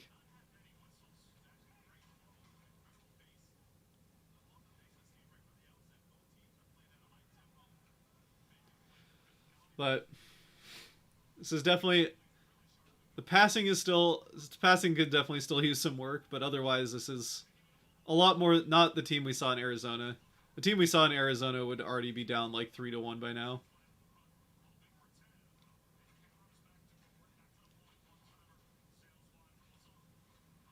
Oh, another shot. Oh, they're definitely getting a lot of shots off, but gotta get some to go. And definitely the power play that they had there. They just need like they need to figure out how to get more shots on net with the power play. They're doing like it feels like they're just overpassing. I don't know. Shots are 15-13. Kraken outshooting Vegas 8-2 this period.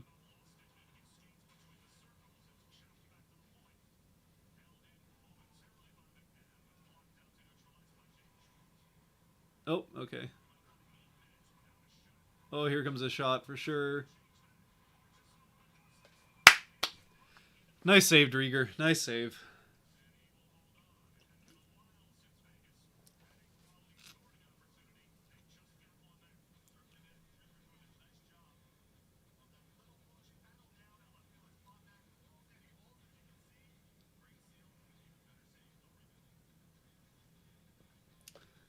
Yeah, that's what you got to do in tight there is prevent the rebounds. All right, let's see what's going on here.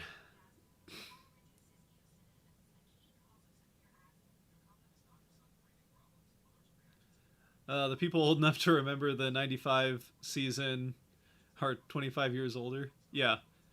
Yep. I mean, I don't remember it super clearly. I wasn't very old when that season happened, but old enough to have a memory. And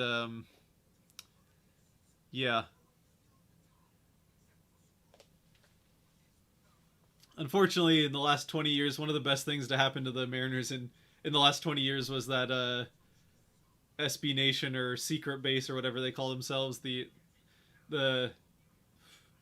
John Boyce video. Yeah, when a YouTube video is one of the, or I guess YouTube series is one of the best things that has happened to your franchise in 20 years, then that says enough right there, I think.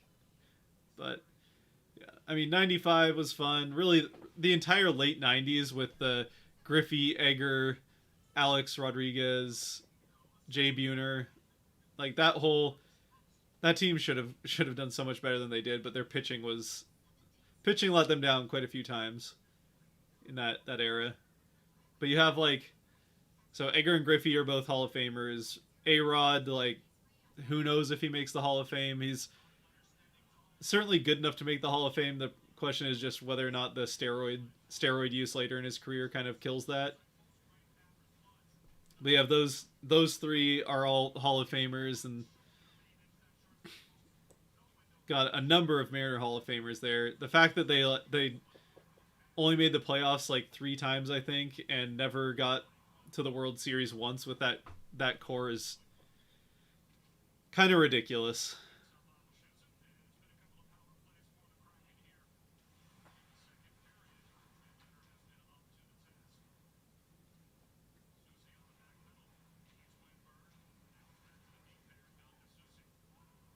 Yeah,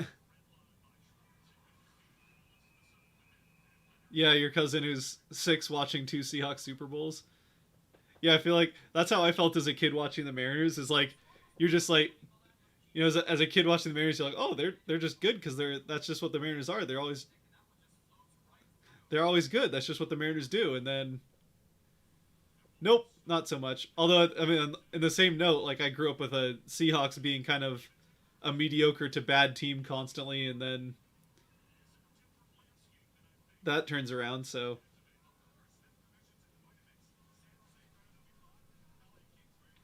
come on, Gord, don't make a second face-off violation this time against us.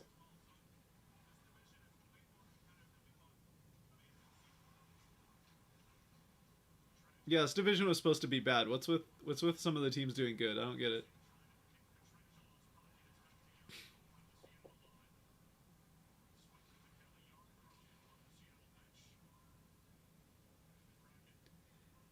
Is Vegas trading Eichel? No, they just traded for Eichel.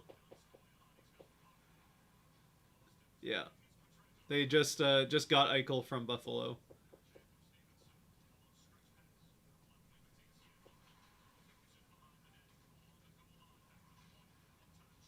Oh, nice block. Oh, Gord just.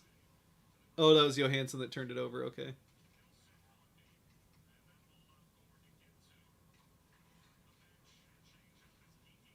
Oh, it went off his skate. All right, Johansson keeps it in. Good job.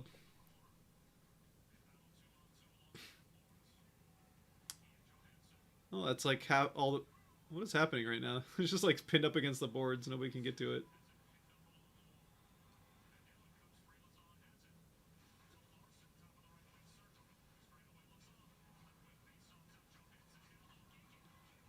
Oh! Oh!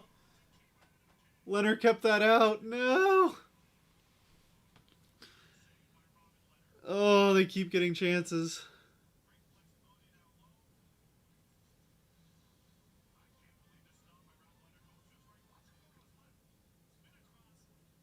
Oh, wait. How did that? Oh, it got past him, but it bounced off of his other leg. Uh, his other leg just swinging back kicked it out.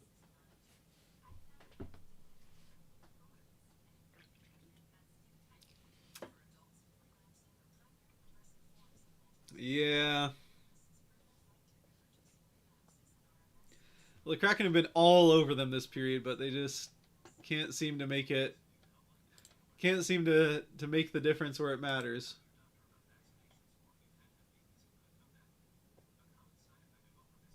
Yeah, just looking in the middle of the period, they dominated them between those two power plays.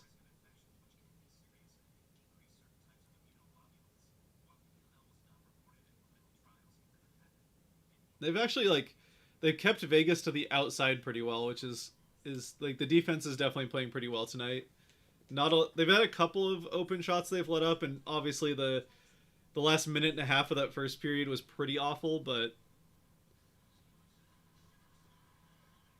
they're actually like paying attention, unlike the end of the last game, or I guess the entirety of the last game, I should say. Don't forget Larry Bernandez. Well, Larry Bernandez didn't come around until like the 2020 teens.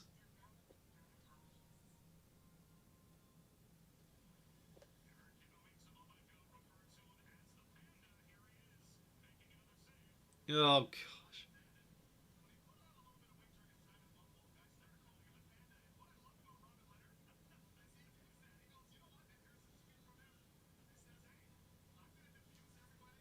Uh,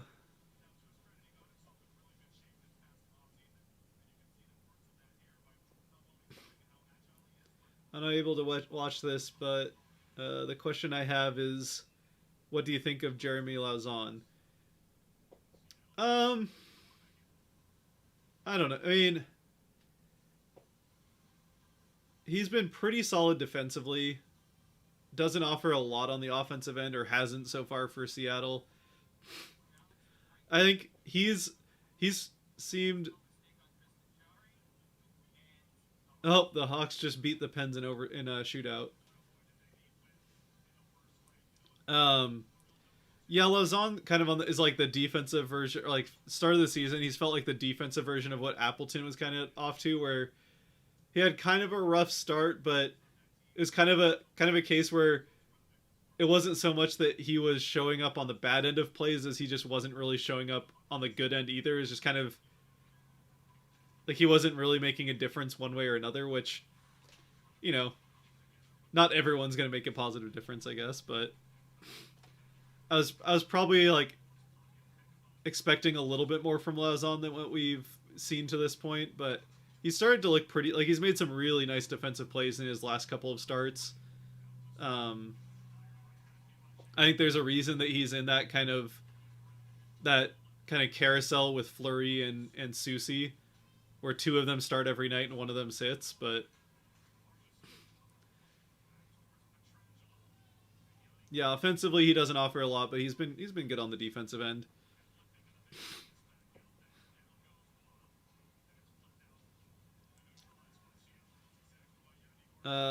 Let's see. I've just seen rumors about them apparently wanting to send him to Colorado. What are we talking about? Oh, send Eichel to Colorado? No, they're not gonna. I cannot imagine that they would be trading Eichel right after getting him. Vegas is like Eichel is exactly what Vegas has been looking for from day one in a true first line center. And that's something that like I mean, who knows how long it'll take Seattle to find one. True first line centers are hard to find. And you kind of need them like that's ultimately been Vegas's downfall in the playoffs every year is that they just don't have the they have decent centers, but they just don't have the quality at center that the top teams, the Stanley Cup winning teams do. So they're not gonna pay out big to finally get their first line center and then deal him right away. There's no way. Yeah, he'll be in Vegas for a little bit for sure. That being said, it is Vegas, and they are kind of known for they're not afraid to deal guys once when the whim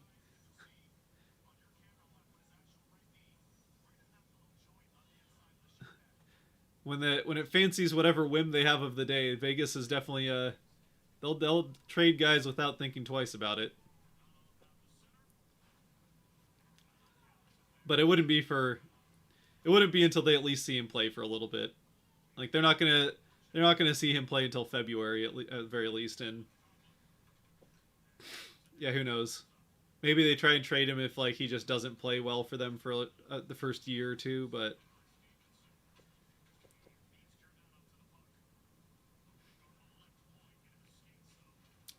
this is a team who traded a Vesna winning goaltender for nothing, so you never know.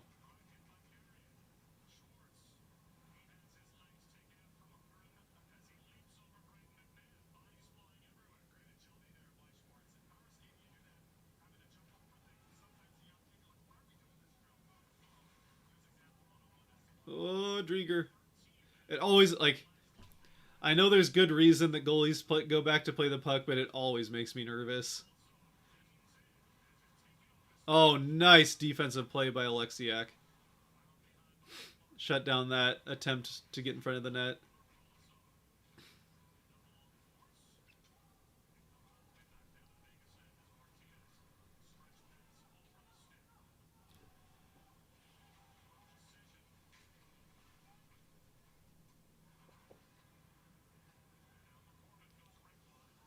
Same question as Garnett, but for Larson. Yeah, Larson has kind of also struggled to. Larson's been pretty. I would say he's been pretty good overall, but. Ooh, yeah, Eberle just took a big hit.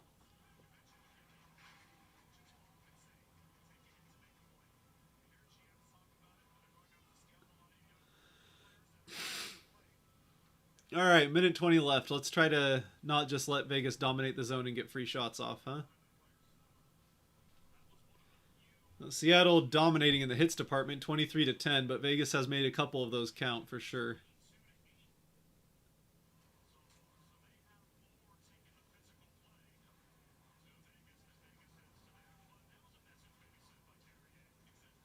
Oh, nice pass to Tanev.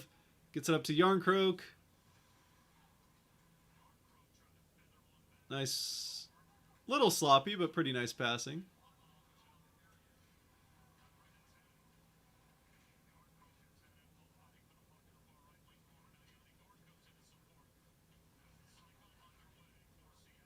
It cycles up wide for Larson.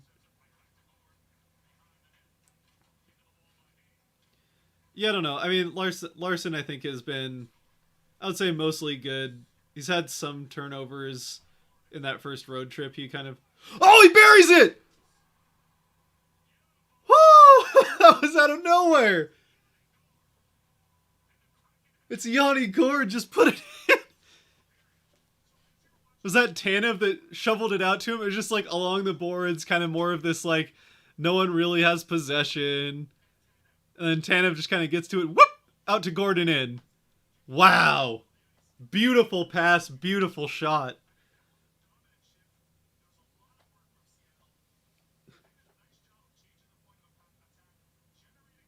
Wow. Like those two guys have had a few like almost connections like that, and that's really the first one we've seen where it's just like bang bang and in. I think we'll see it if they keep that line together. We'll see a lot more of that going forward. But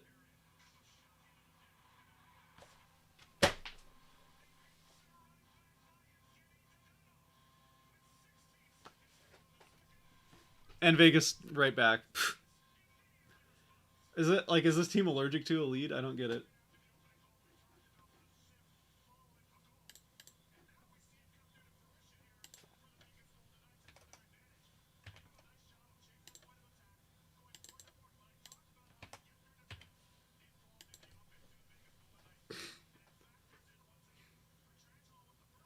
Drieger just couldn't. He made the first save, but he just couldn't control the rebound, and it goes right to Dadonov, or Dadonov, or whatever his name is.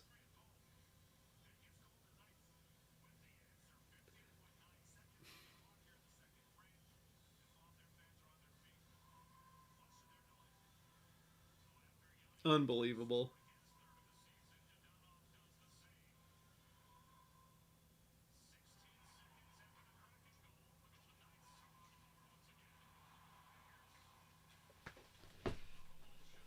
Uh, 16 seconds. It took them 16 seconds to score.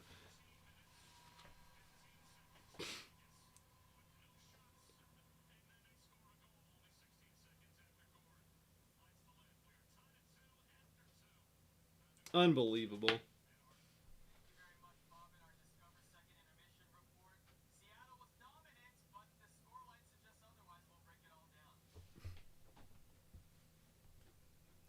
Well, once again, they absolutely dominate. Like, this team has been incredible in second periods. Again, just we'll just ignore Arizona when I say anything positive about this team, but they've been so good in the second period of pretty much every game for the last couple of weeks, ignoring Arizona. And again here, but it just doesn't matter on the scoreboard because they. Uh,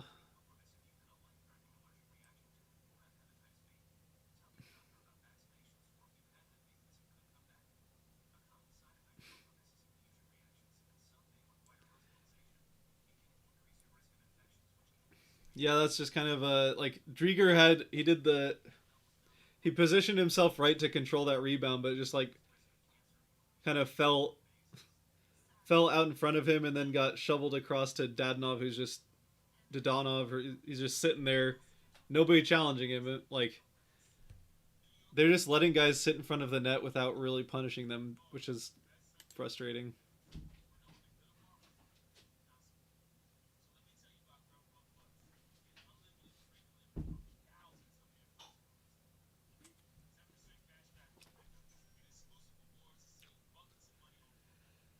Ugh. I swear they're allergic to leads. You can't just come out of a period that you like.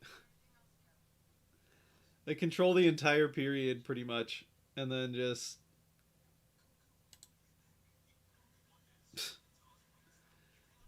oh my goodness.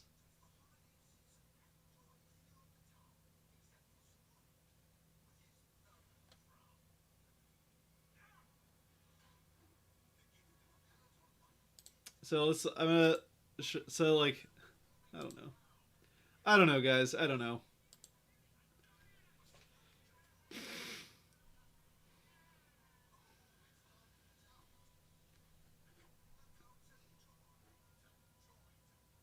I don't know what to say about that. That was all right. Let's see what's going on in the chat.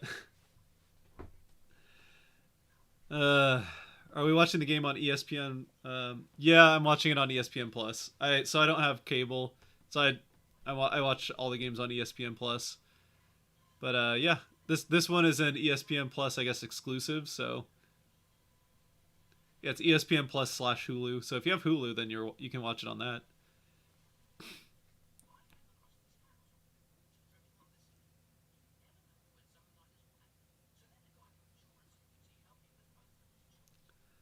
Gotta take our goalies' masks away.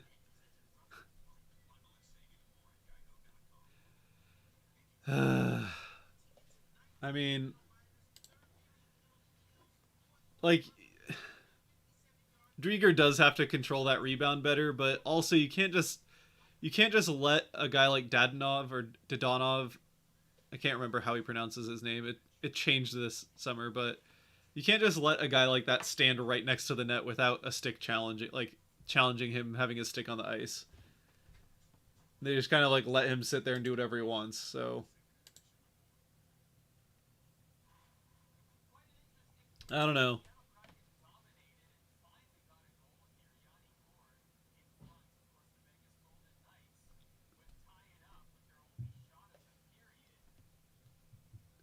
Well, it wasn't their only shot of the period. It was their first shot in a long time, but and it was actually a second because it was off a rebound.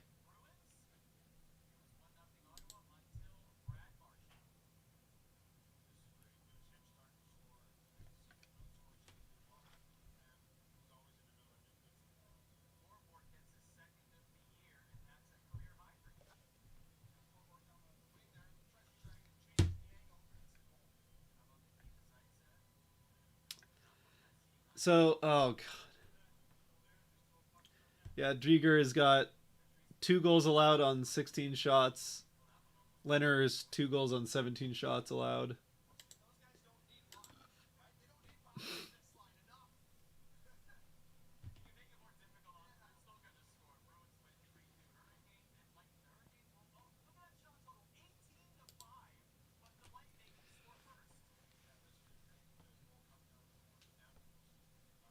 Ay, ay, ay. All right, let's see what we're going. What am I drinking? This is the Big Ballard Imperial Ale. Sorry, IPA. Imperial IPA. Yeah, I got a variety pack, so it's just kind of like whatever I grabbed out of the fridge. Vegas and Seattle never give up. Very strange goal of Vegas. Well, I mean, unfortunately for Seattle, this is now the second time in 3 periods that we've seen them give up a goal within 20 seconds of scoring. So, yeah, both goalies suck. Yeah, both goalies are under a 900 save percentage right now, so that's not ideal. Oh, sorry, they're showing replays of Oilers and Red Wings, and Koskinen just like he like went out to play the puck behind the net, and he tries to like bank it off the end boards behind the net out the other way, and he just banked it off the end boards, and it goes right out back in front of the net, and Detroit just puts it right in. That's a dang it.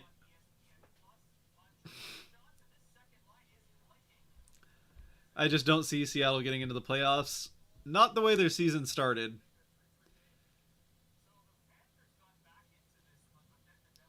I mean, they did beat Minnesota pretty convincingly, so like they've been able to hang. They hung with Minnesota. They really hung with the Oilers until late in that game. They can hang with good teams. They just haven't been able to finish, which has been the issue all season. Finishing and consistent defensive play and consistent goaltending as well have been big issues. So if they can get a little bit more consistent, which I think that will come in time, but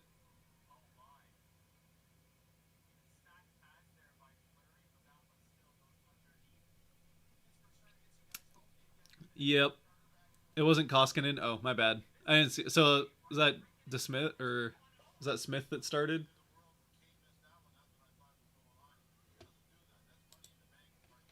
Who was that started for them?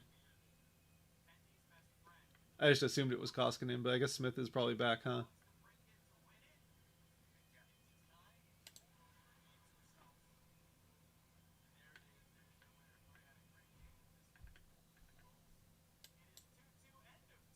It was. Oh, it was Skinner. Okay, I guess that makes sense. They're on a back to. I think they're on a back to back, right? Skinner was in goal. Yeah, yeah.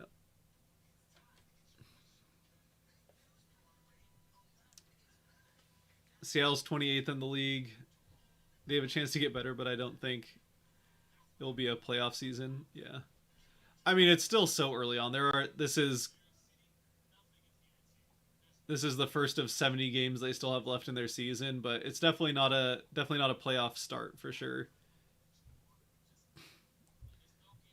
I will say that I think the Kraken more than any team have like a better chance to improve as the season goes on, just because of the whole players getting used to playing each other for the first time thing. Which like obviously like Vegas and their expansion year got off to such a fast start that was never really a thing that people thought about, because they won games while getting used to play. They were winning games while getting used to playing with each other, but Seattle, that wasn't really a thing, or hasn't been so far. But I think I do think I would be surprised if the second half of their season isn't better than the first half. We'll just have to see how the first half of the season, like where they how they can set themselves up for that second half. If they're in too much of a hole at the start, then it probably doesn't matter. But if they can at least be like in the hunt still getting into the second half of the season, then I think there's still a chance. But yeah, we'll see. Right now, though, it's hard to make the argument that they're a playoff team the way that the things have started.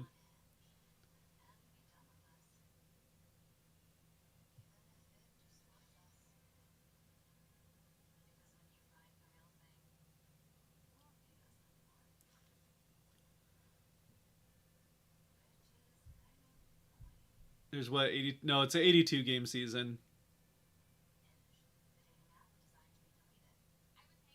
Yeah, 82 game season. They tried a couple of years of 84, but yeah, it's just 82 games. 84 would make a cleaner schedule just because they have like there's two teams within the division they'll only play three times, and the other five they'll play four times each. So an 82 games or 84 game schedule would actually make the schedule look a lot cleaner. So there's if you're a little OCD, then you probably wish it was 84 games, but 82 is already so much to play. That's so many hockey games to play.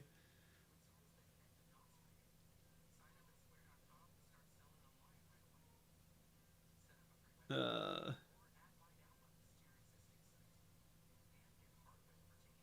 you can see the chemistry is there. They're finding each other on blind passes and such. They're yeah. There's it's definitely starting to form. Like their pass, like the passing game already looks like night and day better than it did the first time they were in Vegas, and really the entirety of that first road trip. It's looked so much better since that first road trip, but there's definitely a lot of room for improvement still, and that'll come. It'll come with time. That's why like the passing has been I've mentioned it a few times, like the passing hasn't been good to start off the season, but it's not been something that I've been overly worried about with the team, just because that's the one thing that it really does kind of come more with it really just does come with like once the more they play together, the more crisp the passing will get. So that I expect to get better. It's the other things like defensive lapses and that kind of stuff. Like you don't have to like they're all professional hockey players, and most of them good defensively. Like that's why the Kraken took most of these guys in the expansion draft, because they were good defensively, and they just have not really shown that for the most part. And some of that's chemistry, but not as much of it as it should be.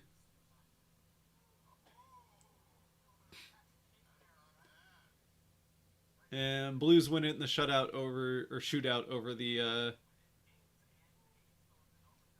the Jets.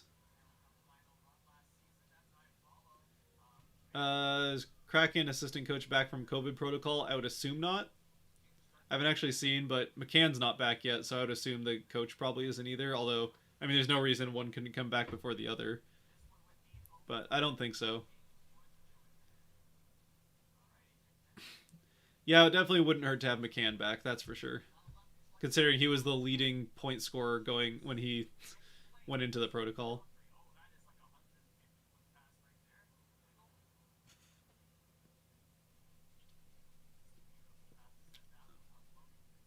Do you think Vegas wins a cup mostly healthy?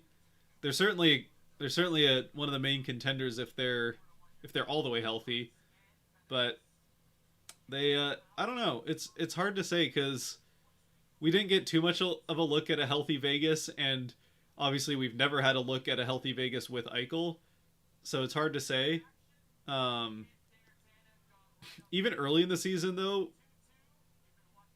even early in the season, this Vegas team, it seemed like they were missing something. Like they were missing that like kind of physical, like gritty play that they've had. Like that they've that yeah the team that they're gonna be I don't know they're gonna be hard to play against, even if they're not always like dominating the offensive play.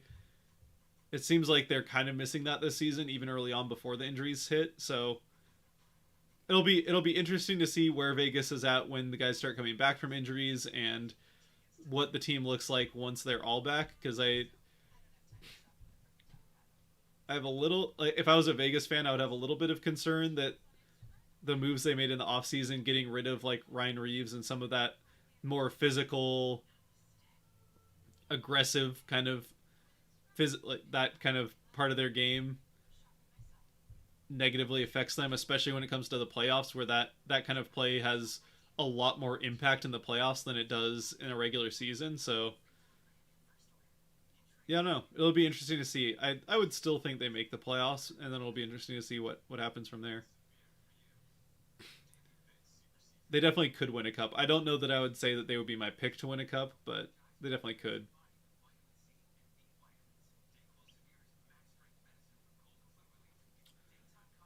The Kraken feel slower than the teams they play, and since they started, it seems like their puck handling is is not controlled. A lot missed passes and missed opportunities. The speed thing, I kind of disagree with the speed thing. They actually have been a looked a lot faster than I expected them to coming into the season. Not to say that they're one of the fastest teams in the NHL by any means, but like especially that Gord Tanev line, that's a pretty fast line. And the biggest issue for the Kraken has been the passing for sure. So the passing and puck handling has not been, especially passing, has not been particularly controlled and crisp, and that's kind of been more the issue. I think that they're almost like out skating their ability to connect on passes, so they're maybe playing a little too fast for what they're able to like make work with their chemistry right now.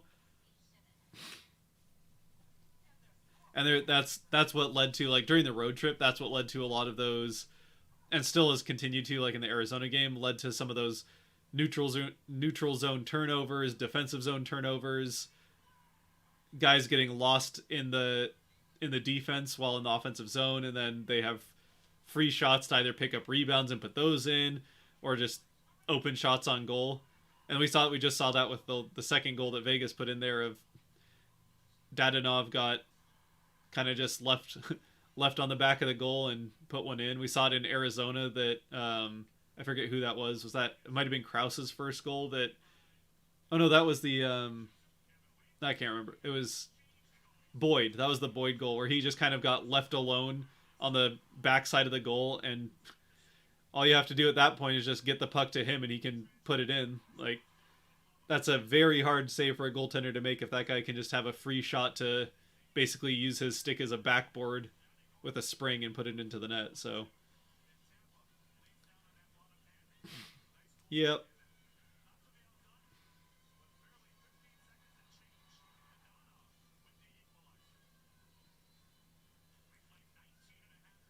The commercials on ESPN Plus made me realize why I got rid of cable TV ASAP.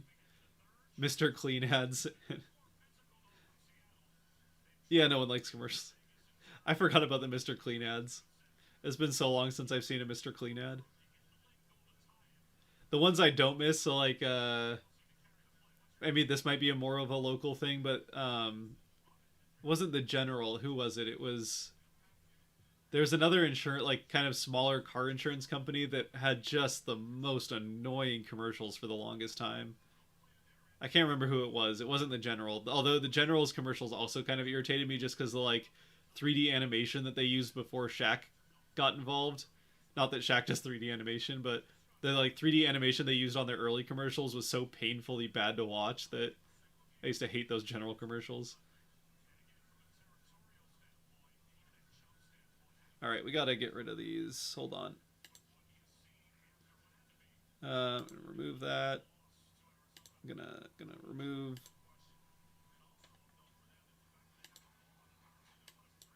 Sorry about those spam messages. Had to get those out of here. Eventually, I'll find a way to get some like mods up in here. Get some mods for the chat so we don't have crap like that happening and going uncaught.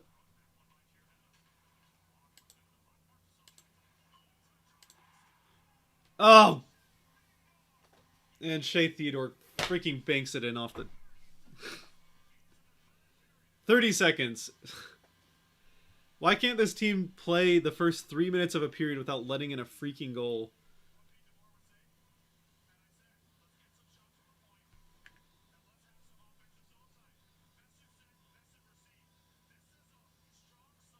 Uh, somebody tipped that. Yeah, that got tipped. Yeah, that one got tipped before it got to Drieger. That's not his fault.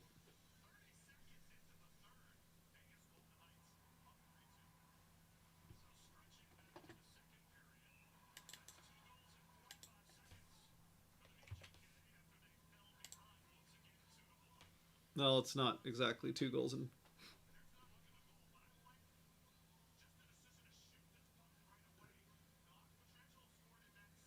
Yeah, someone tipped that. Was that? Yeah, whoever 19 is tipped that. Oh, they're still counting as Theodore's goal, but that got tipped before it got to Drieger. I'll probably reattribute that goal.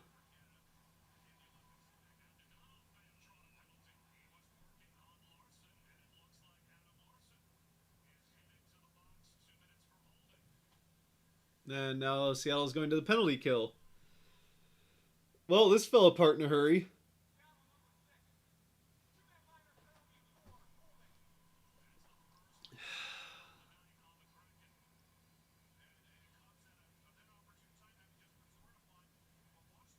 Vern Fonk. Vern Fonk was the one that was really annoying. You're right. Someone got it.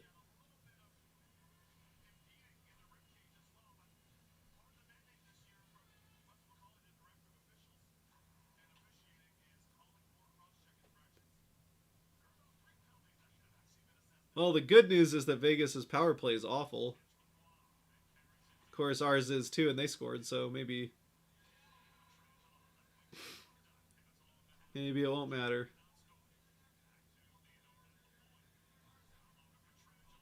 This penalty kill was so good early on. Let's see if they can.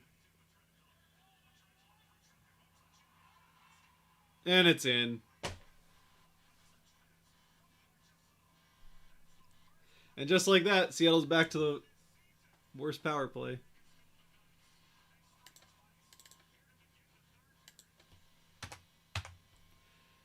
That's probably game. I mean, there's still like.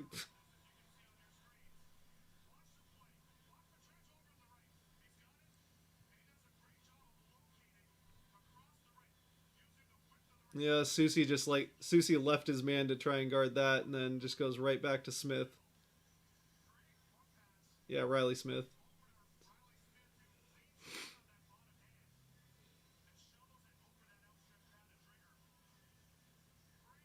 Yeah, I mean you can't put Drieger in that position. I don't know. Susie like tried to switch guys and they just passed it right through him.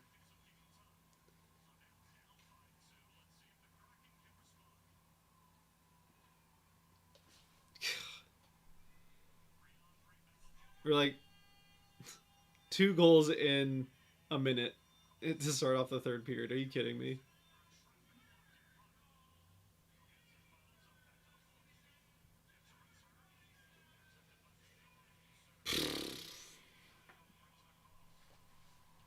Is it too early to say that the coaching and scheme could be a problem? Yeah, I think so. Like, I'm not saying that that couldn't be the problem. It definitely could be, but I think it's too early to say for sure that just because it's gonna take a while for these guys to like, regardless of what the scheme was, it was gonna take them a while to um, get used to playing with each other, playing within the scheme, whatever it is. This is there's a lot of experience that needs to go into this before it can really be judged um, too much. I think so.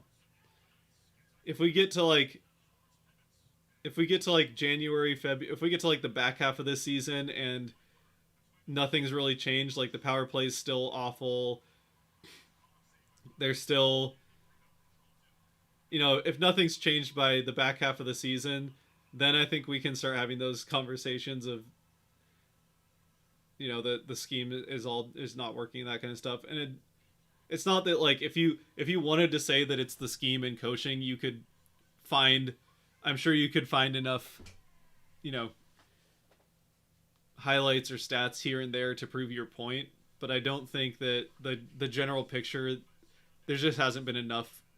This team hasn't done enough, hasn't played enough to really say for sure that that's the problem.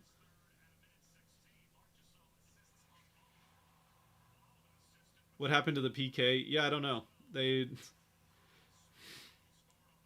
not looked good in the last two games. It's like, again, that was probably the one most consistent thing of this team for the first 10 games of the season, and they really didn't look great against Arizona, and 0 for 1 tonight. So, and again, oh, and they're going to go back to the PK. It's Tanev for tripping or something.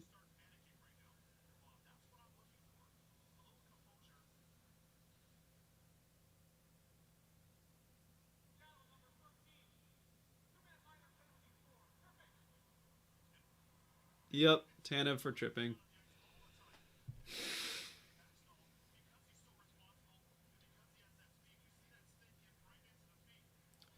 Yeah, it's still time for them to come back, but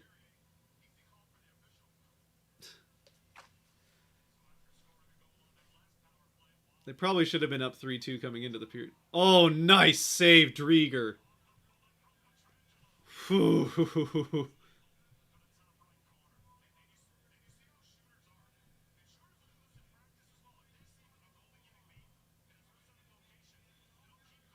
That was probably going wide, but that was a nice save. That was a nice. It'll go as a save. It might have gone wide, but that was a nice catch by Drieger either way.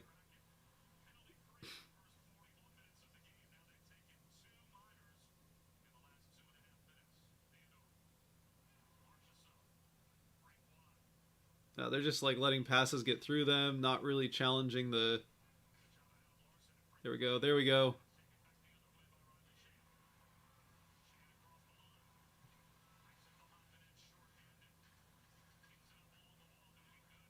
There we go. Kill some time. Kill some time.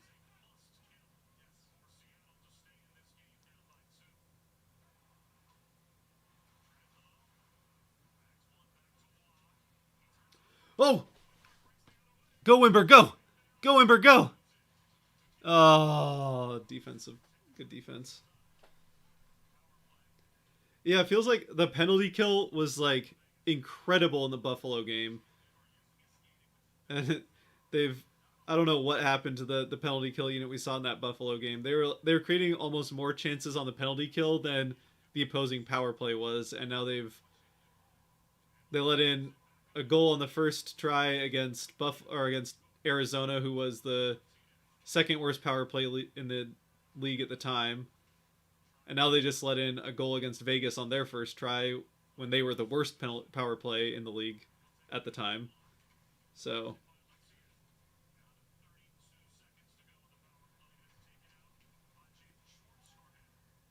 this is definitely a better looking kill. 20 seconds left. Sorry, OBS is giving me some weird. Okay, I don't know. OBS just did some weird stuff, but it says reconnected successful, so I think that's a good sign. I don't know what OBS is telling me.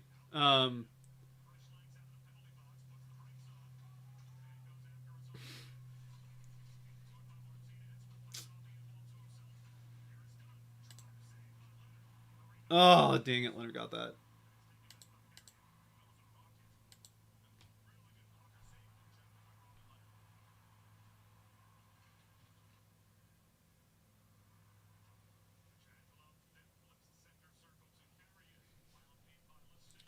Well, the good news with Seattle's goaltending is it can only really get better.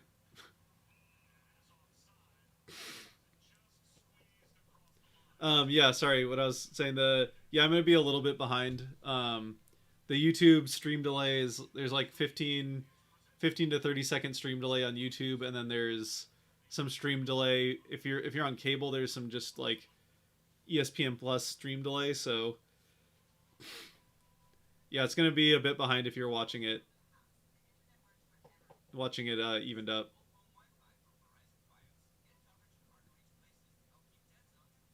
Like if you're yeah, if you're especially if you're watching it on cable, the stream will probably be delayed like 45 seconds to a minute. Just kind of the way it is. There's nothing I can do about it.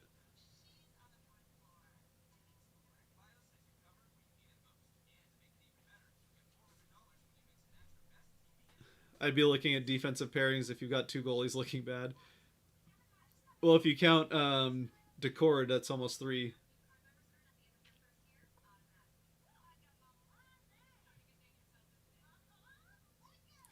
Yeah, I really don't get the defense being bad, and the defense has, outside of the homestand, the defense has been bad. There's no way around it. Their five home games, the defense is actually good at home, and they've been terrible on the road. I think that's pretty much what you can say. Like, it's been pretty much as cut and dry as that. They've been good at home, terrible on the road, and I don't get it because defense was supposed to be the strength of this team as well as goaltending, and like if I had to pick like the biggest problems of this team so far, it's been defense number one.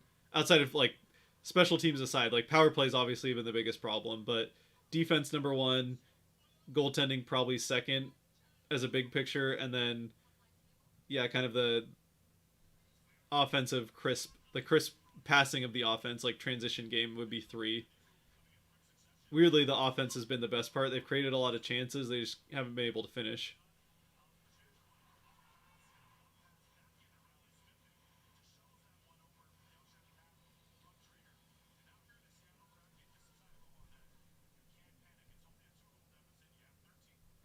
At what point do you get worried and start making trade moves? Probably by like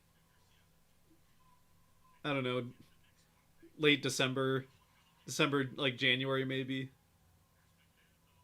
Like I said, like you know, it's definitely not the start that was hoped for or maybe even expected from a lot of people, but they also haven't been terrible. Well, I shouldn't say that. They haven't been as bad as their record shows, and there's a lot of just oh, Drieger never saw that. They have to like there's some amount of they just having to get used to each other, and it's going to take a while to see for this team to settle in and for us to really get a sense of um get much of a sense of how they can actually play, you know, a sense of who they actually are. But you would think that offense would be the last thing to come. Oh no, that's the rebound you need to put in.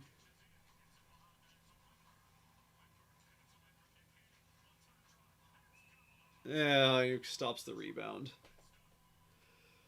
Good chance.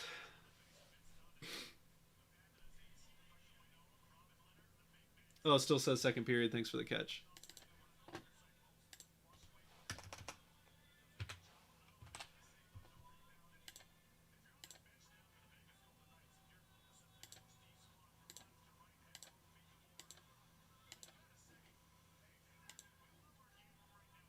There we go. That'll change it to third. Good catch. Thank you for that. Appreciate it.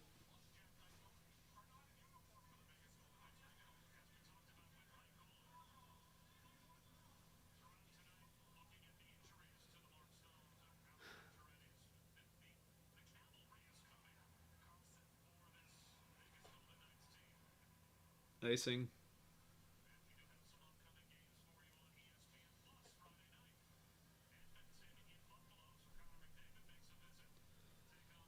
Oh, all right. Well, this is not looking good. So probably falling to 4-8-1.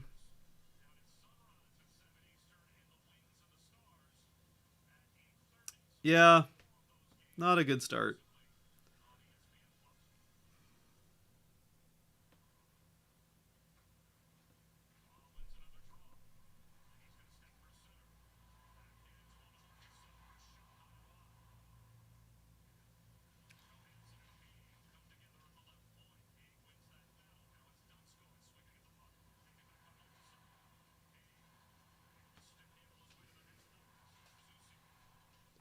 If they were playing the way they had in the second period, then maybe I would believe they could come back, but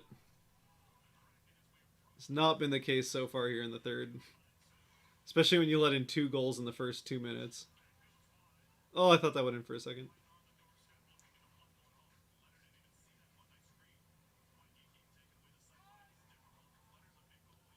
All right, I'm gonna try and pull up the schedule here so we can see when the Kraken might have a chance to get a win. Cause yeah,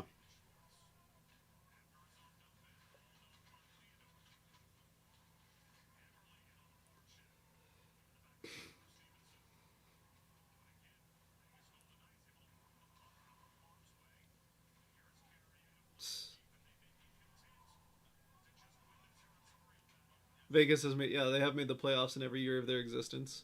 It's a good point.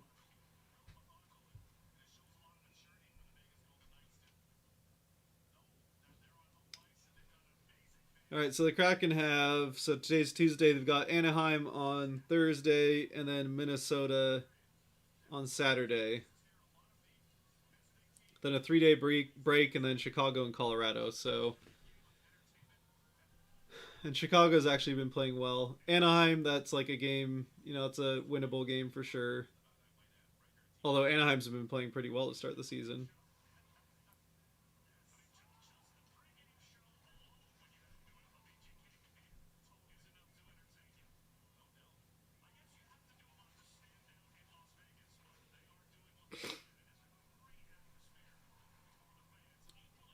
If you can't beat the Coyotes, nothing looks good. That's definitely true.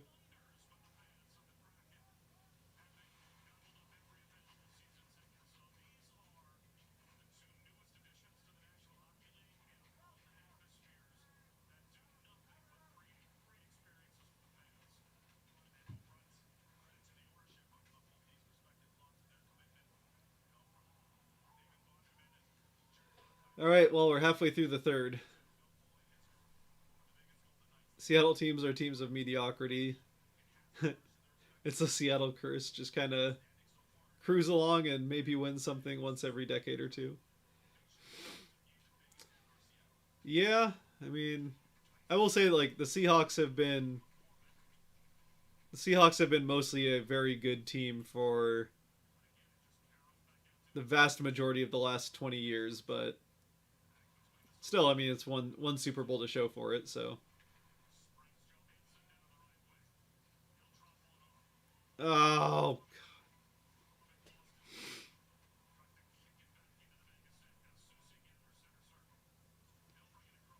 oh, it's all Susie.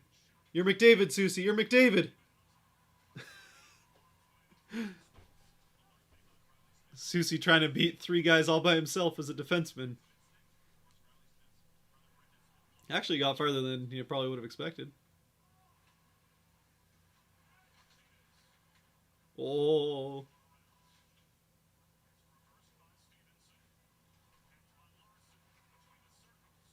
Oh, Larson, just shoot it.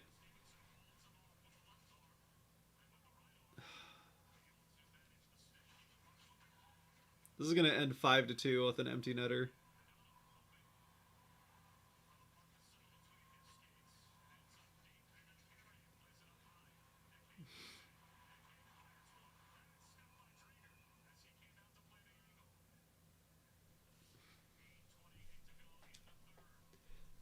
I was at the Coyotes game, man. That sucked. I used to blame it on the weather's making our players depressed. Yeah, I don't know. I think it's not every city can be like Boston or Tampa Bay of lately, or of late, I guess. It's better than some places. Like Minnesota hasn't hasn't had a championship in I don't know. I don't know when Minnesota's last championship was for any of their teams. The Timberwolves are always terrible. The Vikings are the Vikings. Vikings are like the poster child of mediocrity in the NFL. 4 Super Bowls, no wins in their history, which is a lot longer than the Seahawks.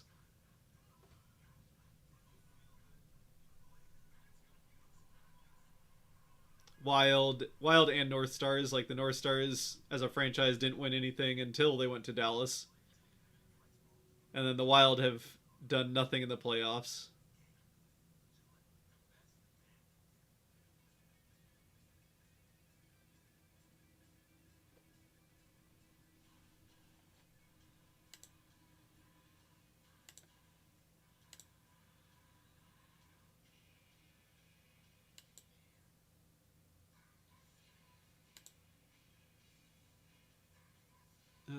Let's see.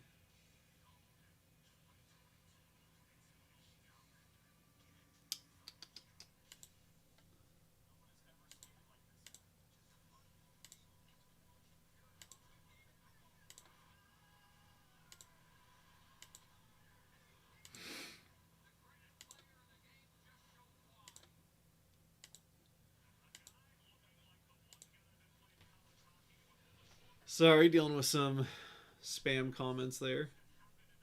Figure out how to just block those, but we'll figure it out.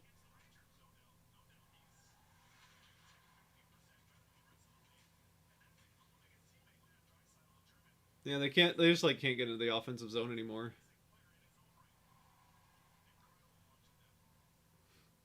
Look at this. They got two guys in front of the net with like one defender kind of blocking them.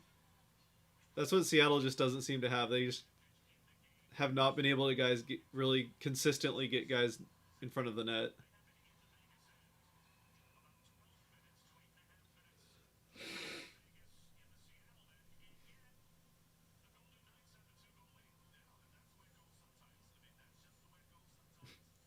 So they're saying here. So they're pointing out on the that Seattle's been in the offensive end for almost 13 minutes, while Vegas is like at 9 minutes.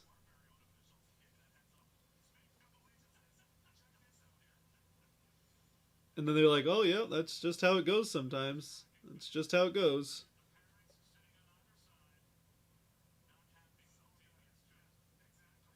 But like, that's just how it's gone for like. It's just how it goes against Vancouver. That's just how it goes against.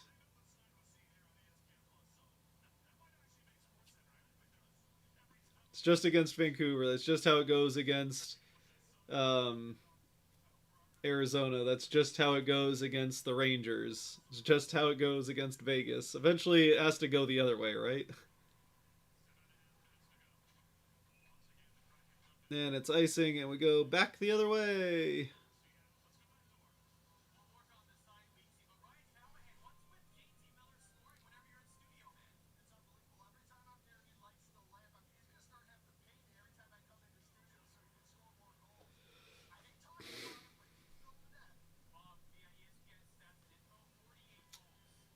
Yep.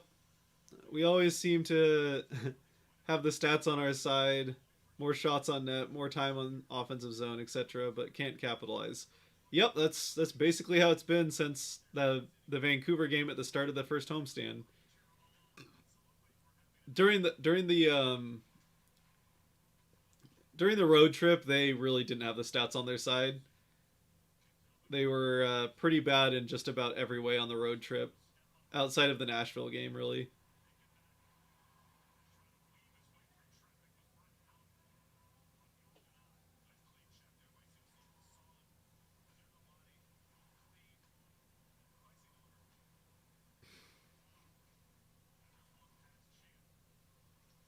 But yeah, ever since I mean, they've been able to come out on top of like possession, shots on goal, like you're saying, like all the underlying stats, but the stat that matters, they have not come out on top of nearly as often as they need to, which is goals.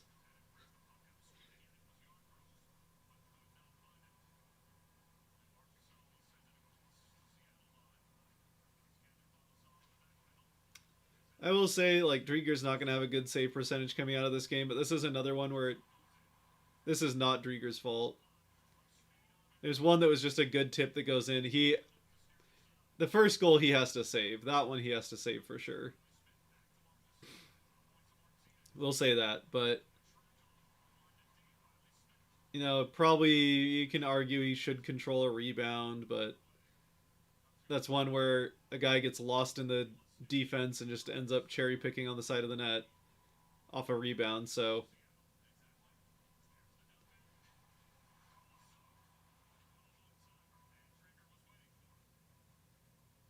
here we go the other way.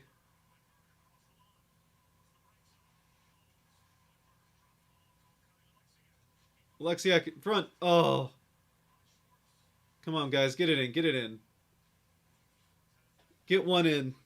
At least get within one, and then we can make it interesting with an extra man. A couple minutes left. Oh,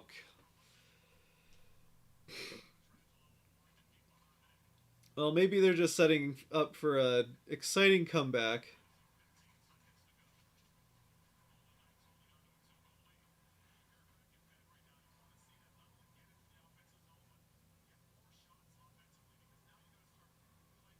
Seven games with four or more goals given up, can't win. Yeah, I mean, a couple of those were added to with empty net, but yeah, the combination of defense and goaltending, where I think more often it's been defense, but the combination of defense and goaltending has not been good enough to win enough games. Oh, Geeky with a nice shot. Oh, it's another. Get the rebound. Susie, and then there's no one in front of the net. See, that's the difference there. Like, Vegas has had like two guys in front of the net at all times in the offensive zone, and there they just had like all four of their guys in front of the net, and nobody, no, not a Kraken player in sight in front of the net, just like taking pot shots from the outside. But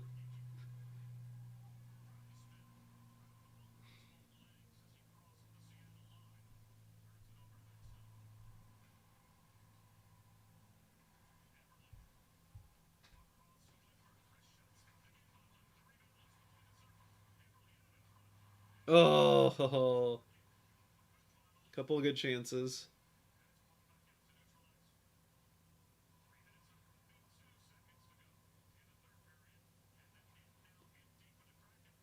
Oh, net's empty. Okay, empty net with 3 minutes and 30 seconds to go. That's dangerous. That's gonna be a goal. Nope, missed.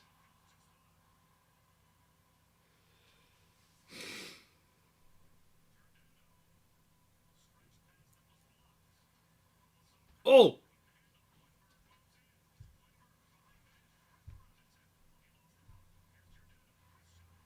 come on, Gio. Where'd he go? Wentberg in front. No, don't hand it to it. Don't hand it off to one of them. Oh, it's off the bar. Oh.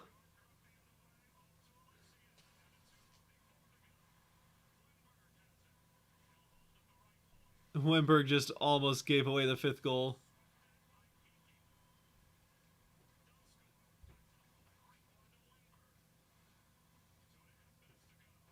And it's out. Fucking.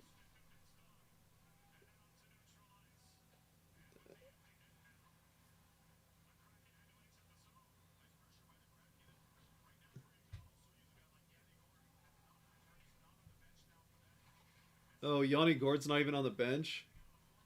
That's not good. Yeah, I didn't think about that. I haven't seen Gord since he put that goal in.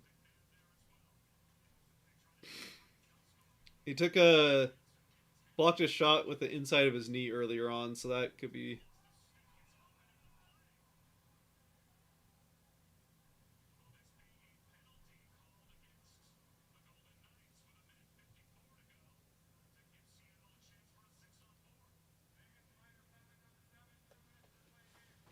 Oh, 2 minutes for delay of game on Vegas.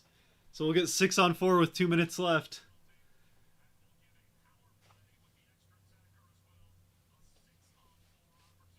Yeah, still. So they're. I guess I didn't even think about it. Yeah, no Yanni Gord.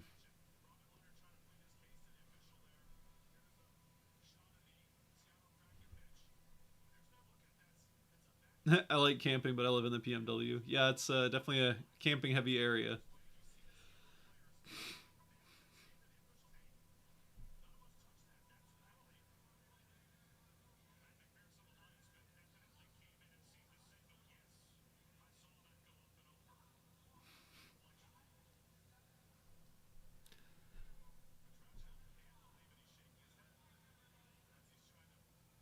Uh,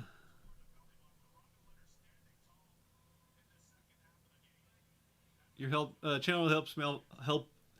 Your channel really helps me out to understand the sport.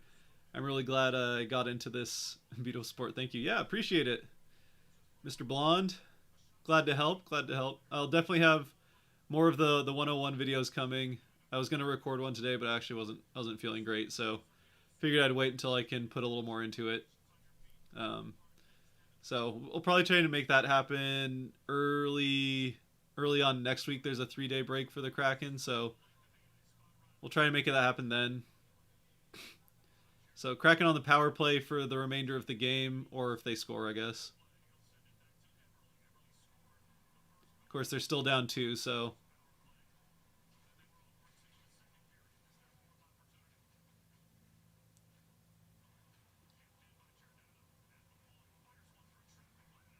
yeah, and Leonard saves it. Shot by Geo, but Leonard got to that one.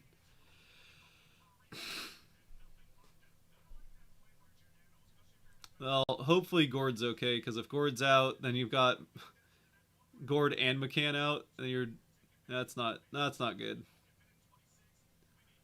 We got to get McCann back. Like he's been in COVID protocol for quite a bit now, or it feels like it's been quite a while that McCann's been gone.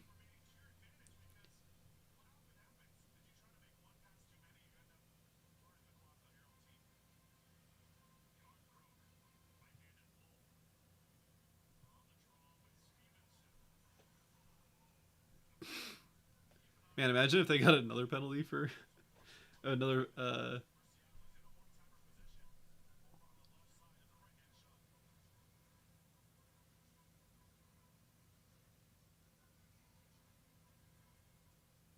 Oh, one by Vegas on the face-off. Gonna bounce down wide. Geo goes to collect it. Minute left in the game. And they'll circle up.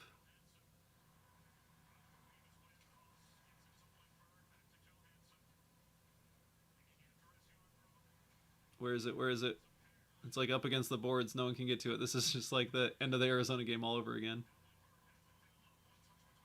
Oh, popped up and out. They actually had guys in front of the net there, so for once.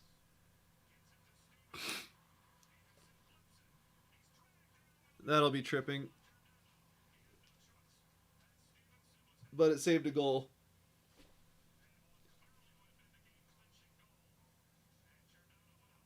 Yeah. Yeah, Gio took the penalty there to prevent the goal, so.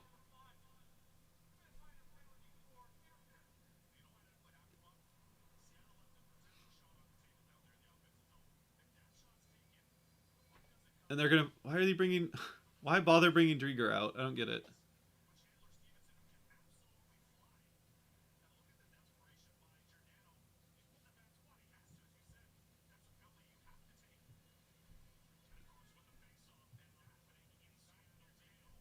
Oh, they had to bring Drieger out because the face-offs in their end.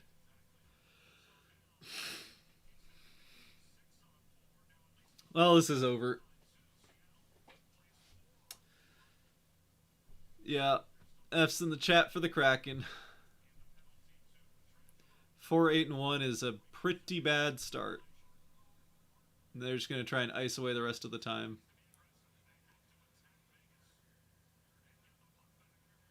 We got 30 seconds left.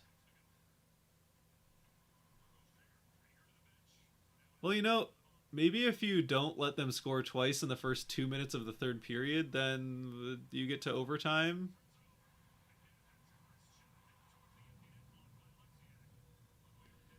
They have made some pretty nice defensive plays to prevent this game from becoming 5-2 like I said it was going to, but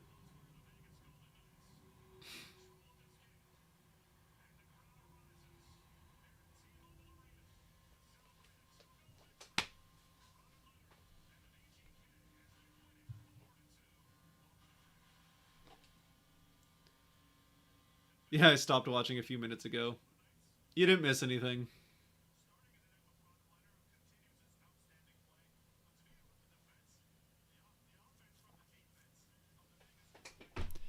I'm just gonna go ahead and close this stream out, and then we'll sorry the game stream, not the. Well, another loss. Another game where they. I mean, let's look at the some of the little advanced stats here. Yeah, I mean they have the edge as far as possession is concerned throughout the game,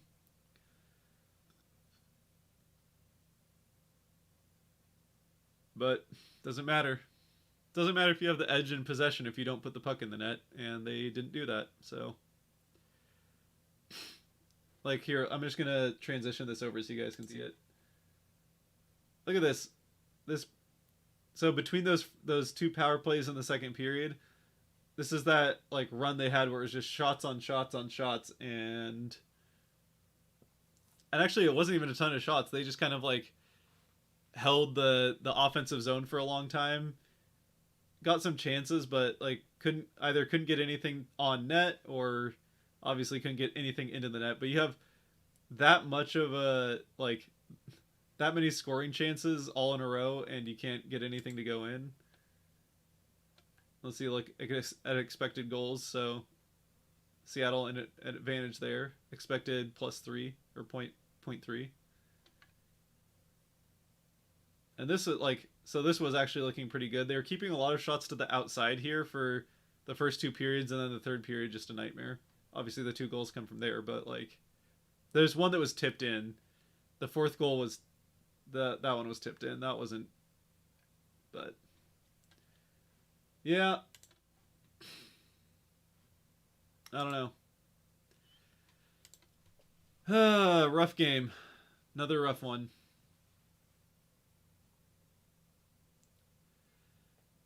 Well, yeah, I don't know what to say. I guess we'll be back. I don't know if it'll be next week.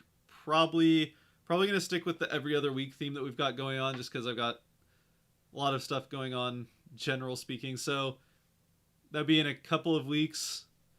We would have a Carolina on a Wednesday, Tampa Bay on a Friday, and then Florida on a Saturday. So one of those games would be good. Um, I'll figure out. Obviously, I'll probably be at a game at some point there. Um, but yeah, big stories from tonight. Again, I wouldn't say that the Kraken looked like they should have won this game.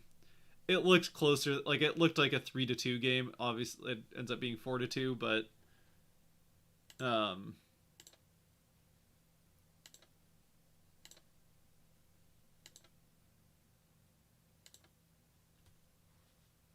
yeah, ends up being 4-2.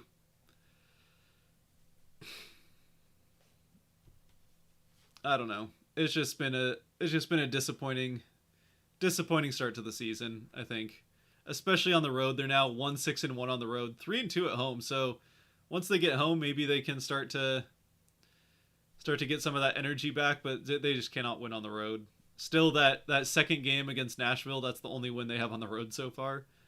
And then the following game against the Blue Jackets, that was their one and only overtime game so far this season, and they lost that one. So 1-6-1 on the road, which is one win and 7 losses. Just one of them's in overtime, is pretty pathetic road record, as Gus says here, and you're not wrong. Yeah, it's weird. It's like it's two different teams. On the at home, they're great. They're very. I mean, they're a good team at home. 3-2, and both of those two losses were just absolutely stolen by opposing goaltending. Like they very easily could be 5-0 at home, but yeah, you got to figure out how to win on the road. Those nice looking white jerseys aren't helping them win games. That's for sure. Seahawks defense transformed into the Kraken. Well, let's hope the Seahawks. Let's hope they can trade places again. Although I actually don't want the Seahawks defense to become bad again. But the Seahawks defense has actually been good over the last, like ever since Russell went out. The Seahawks defense has actually been pretty good. Of course, they can't like play well when Russell is also playing because that would just make the team like too good, right? So, got to even it out. If Russell's in, bad defense. If Russell's out, then we'll start playing good defense then. But yeah, for the Kraken, another loss, obviously disappointing. Definitely concerning that Yanni Gord didn't come back for the third, and that I think that definitely plays a role in how that third period ends up going. Um, do OT wins count? Yeah, a win's a win regardless of when you win, Nicholas. So, yeah, if you're new, if you're new to hockey, yeah, a win is a win. Doesn't matter when you win as long as you win. So if you win in overtime, shootout, or regulation, it's 2 points in the standings. So the standings are based on a point system rather than just like wins loss. So you can kind of see it up in the upper part here. I have like the record and then points, or PTS is what it's abbreviated to.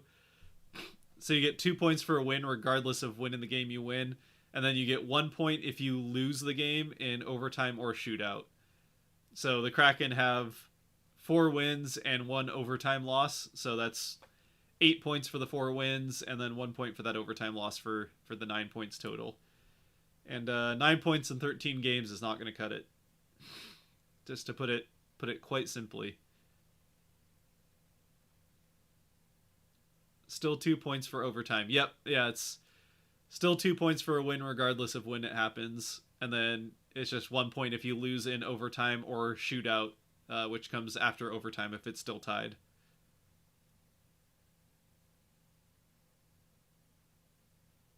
Russell has a new bionic finger. I saw a funny meme that was like Russell coming. I think it was on RC Hawks. So if any of you guys are on RC Hawks, then it was like the I think what is that, like Little Big League or something like that. The movie where the kid like breaks his arm and then it heals back and he's got this like super throwing arm and becomes a pitcher for the Cubs. So it was like that was like Russell coming back from his broken finger and it's just like firing the ball. Do I like football? Yeah, I love football. I don't love how the Seahawks season has gone so far, but I love them. Just started watching NHL. Love your hockey 101. Thanks, Joe. Yeah, I'll be doing more of those for sure. I know it's been a while since the last one, but we'll definitely I'm hoping to get one of those done a month.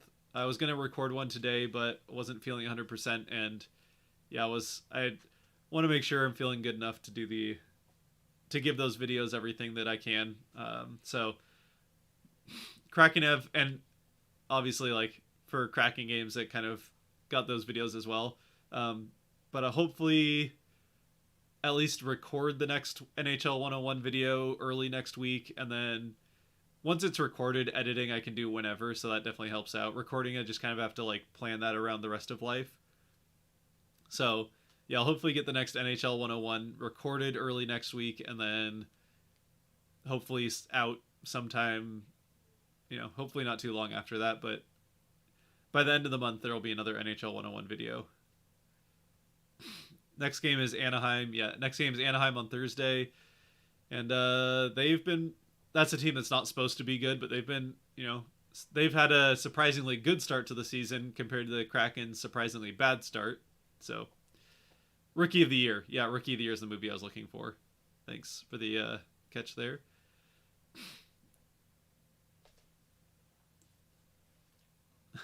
This team is so competitive, or so frustrating to watch. They look competitive, and then cough up 2 or 3 goals to lose. Yeah, that's basically summed up the last pretty much every road game. Certainly the last 2 games. And then this game, you're tied 2-2 coming into the third, and then you let in 2 goals, including a power play goal to the worst power play in the league within a minute and a half to start the period.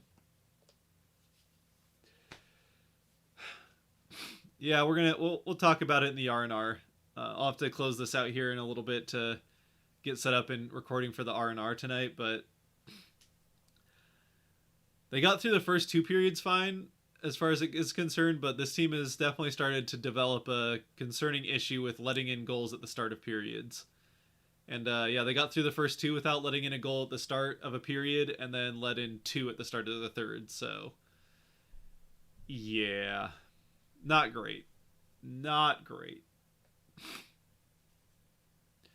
I don't know.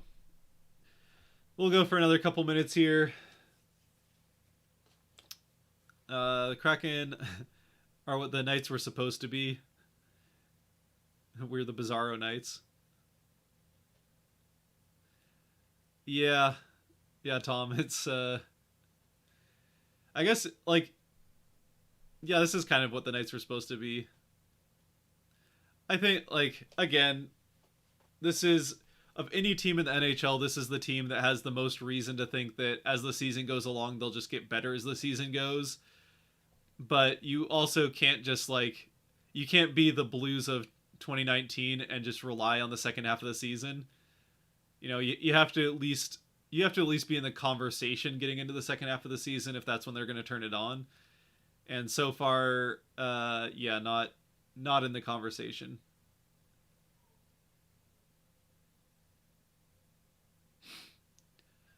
Do you think the Kraken could beat the Jacksonville Jaguars?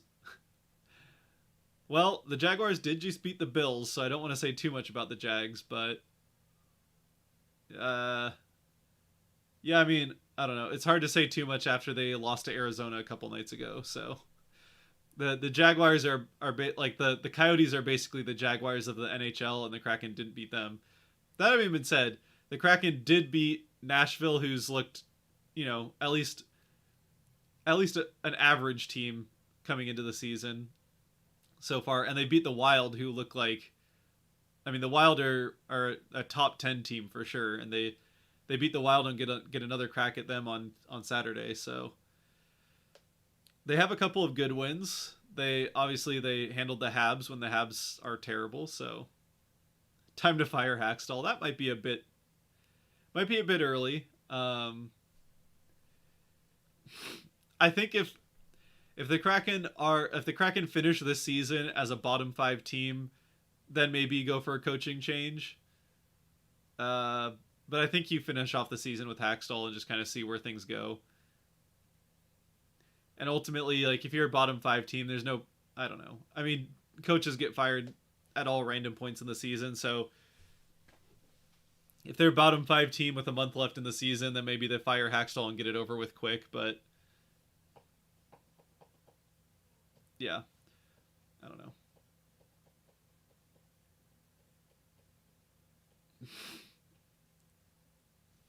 If you think about it, all three Seattle major sports teams are cursed against Arizona teams. Yeah, I mean, if I think you'd have to stretch a bit to say that with the Mariners and Diamondbacks. That being said, Randy Johnson did go.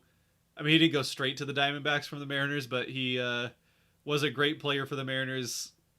Leaves for a variety of reasons, and then becomes a you know multi-time Cy Young winner and a World Series winner with the Diamondbacks. So it's not super direct, but I guess you could kind of draw that conclusion. Although the Mariners did get Haniger from the Diamondbacks, which is probably the best trade the Mariners have made maybe ever, and that came against the Diamondbacks, or yeah. So you go both ways with the Diamondbacks.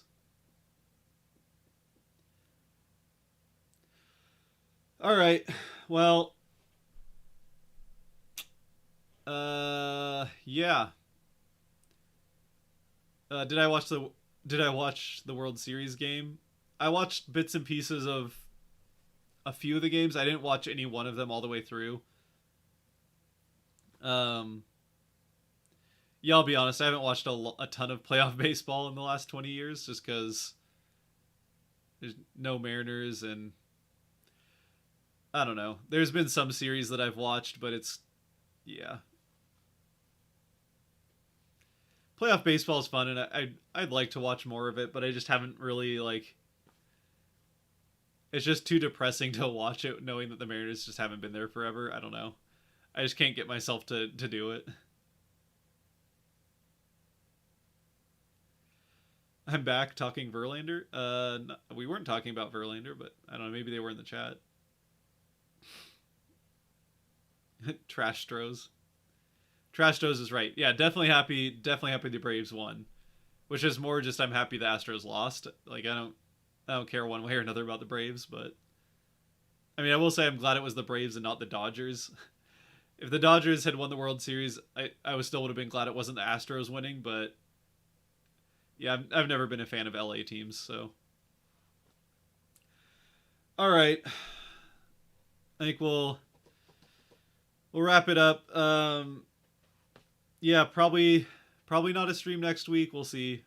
Maybe we'll definitely do a stream in 2 weeks if I don't do one next week, and then I'll put up another poll, see what game that week you guys want to do. There's not as many options because there's a lot of weekend ones, which weekends are a little trickier, but probably make it work.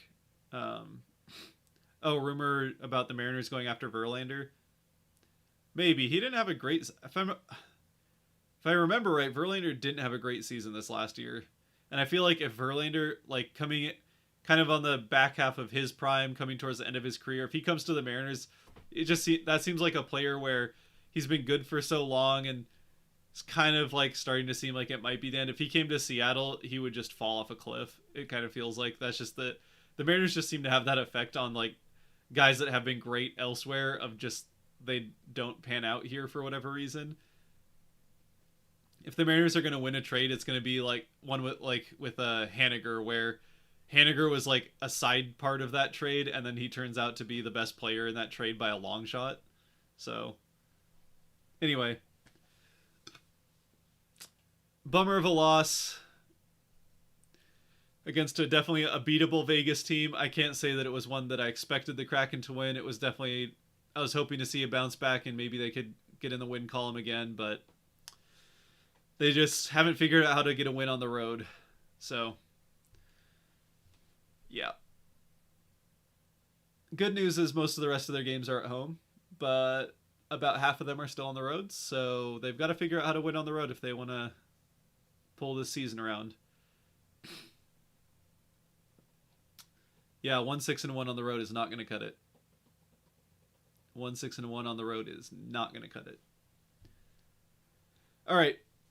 Appreciate all you guys for joining me. Thank you very much. If you haven't already, feel free to leave a like on this. It helps out the channel. I mean, helps out the stream a little bit more if it happens earlier, but yeah, appreciate all you guys being a part of the stream and watching videos. Again, if you are super big fan of the NHL 101 videos, I know it's been a while. There will be more of those, and we'll keep these streams going. Another one, again, I don't know about next week, but we'll at least do a stream every other week, and we'll go from there. But yeah, thanks for joining. Unfortunately, the Kraken lose. We'll get another win eventually, but not tonight. Not tonight.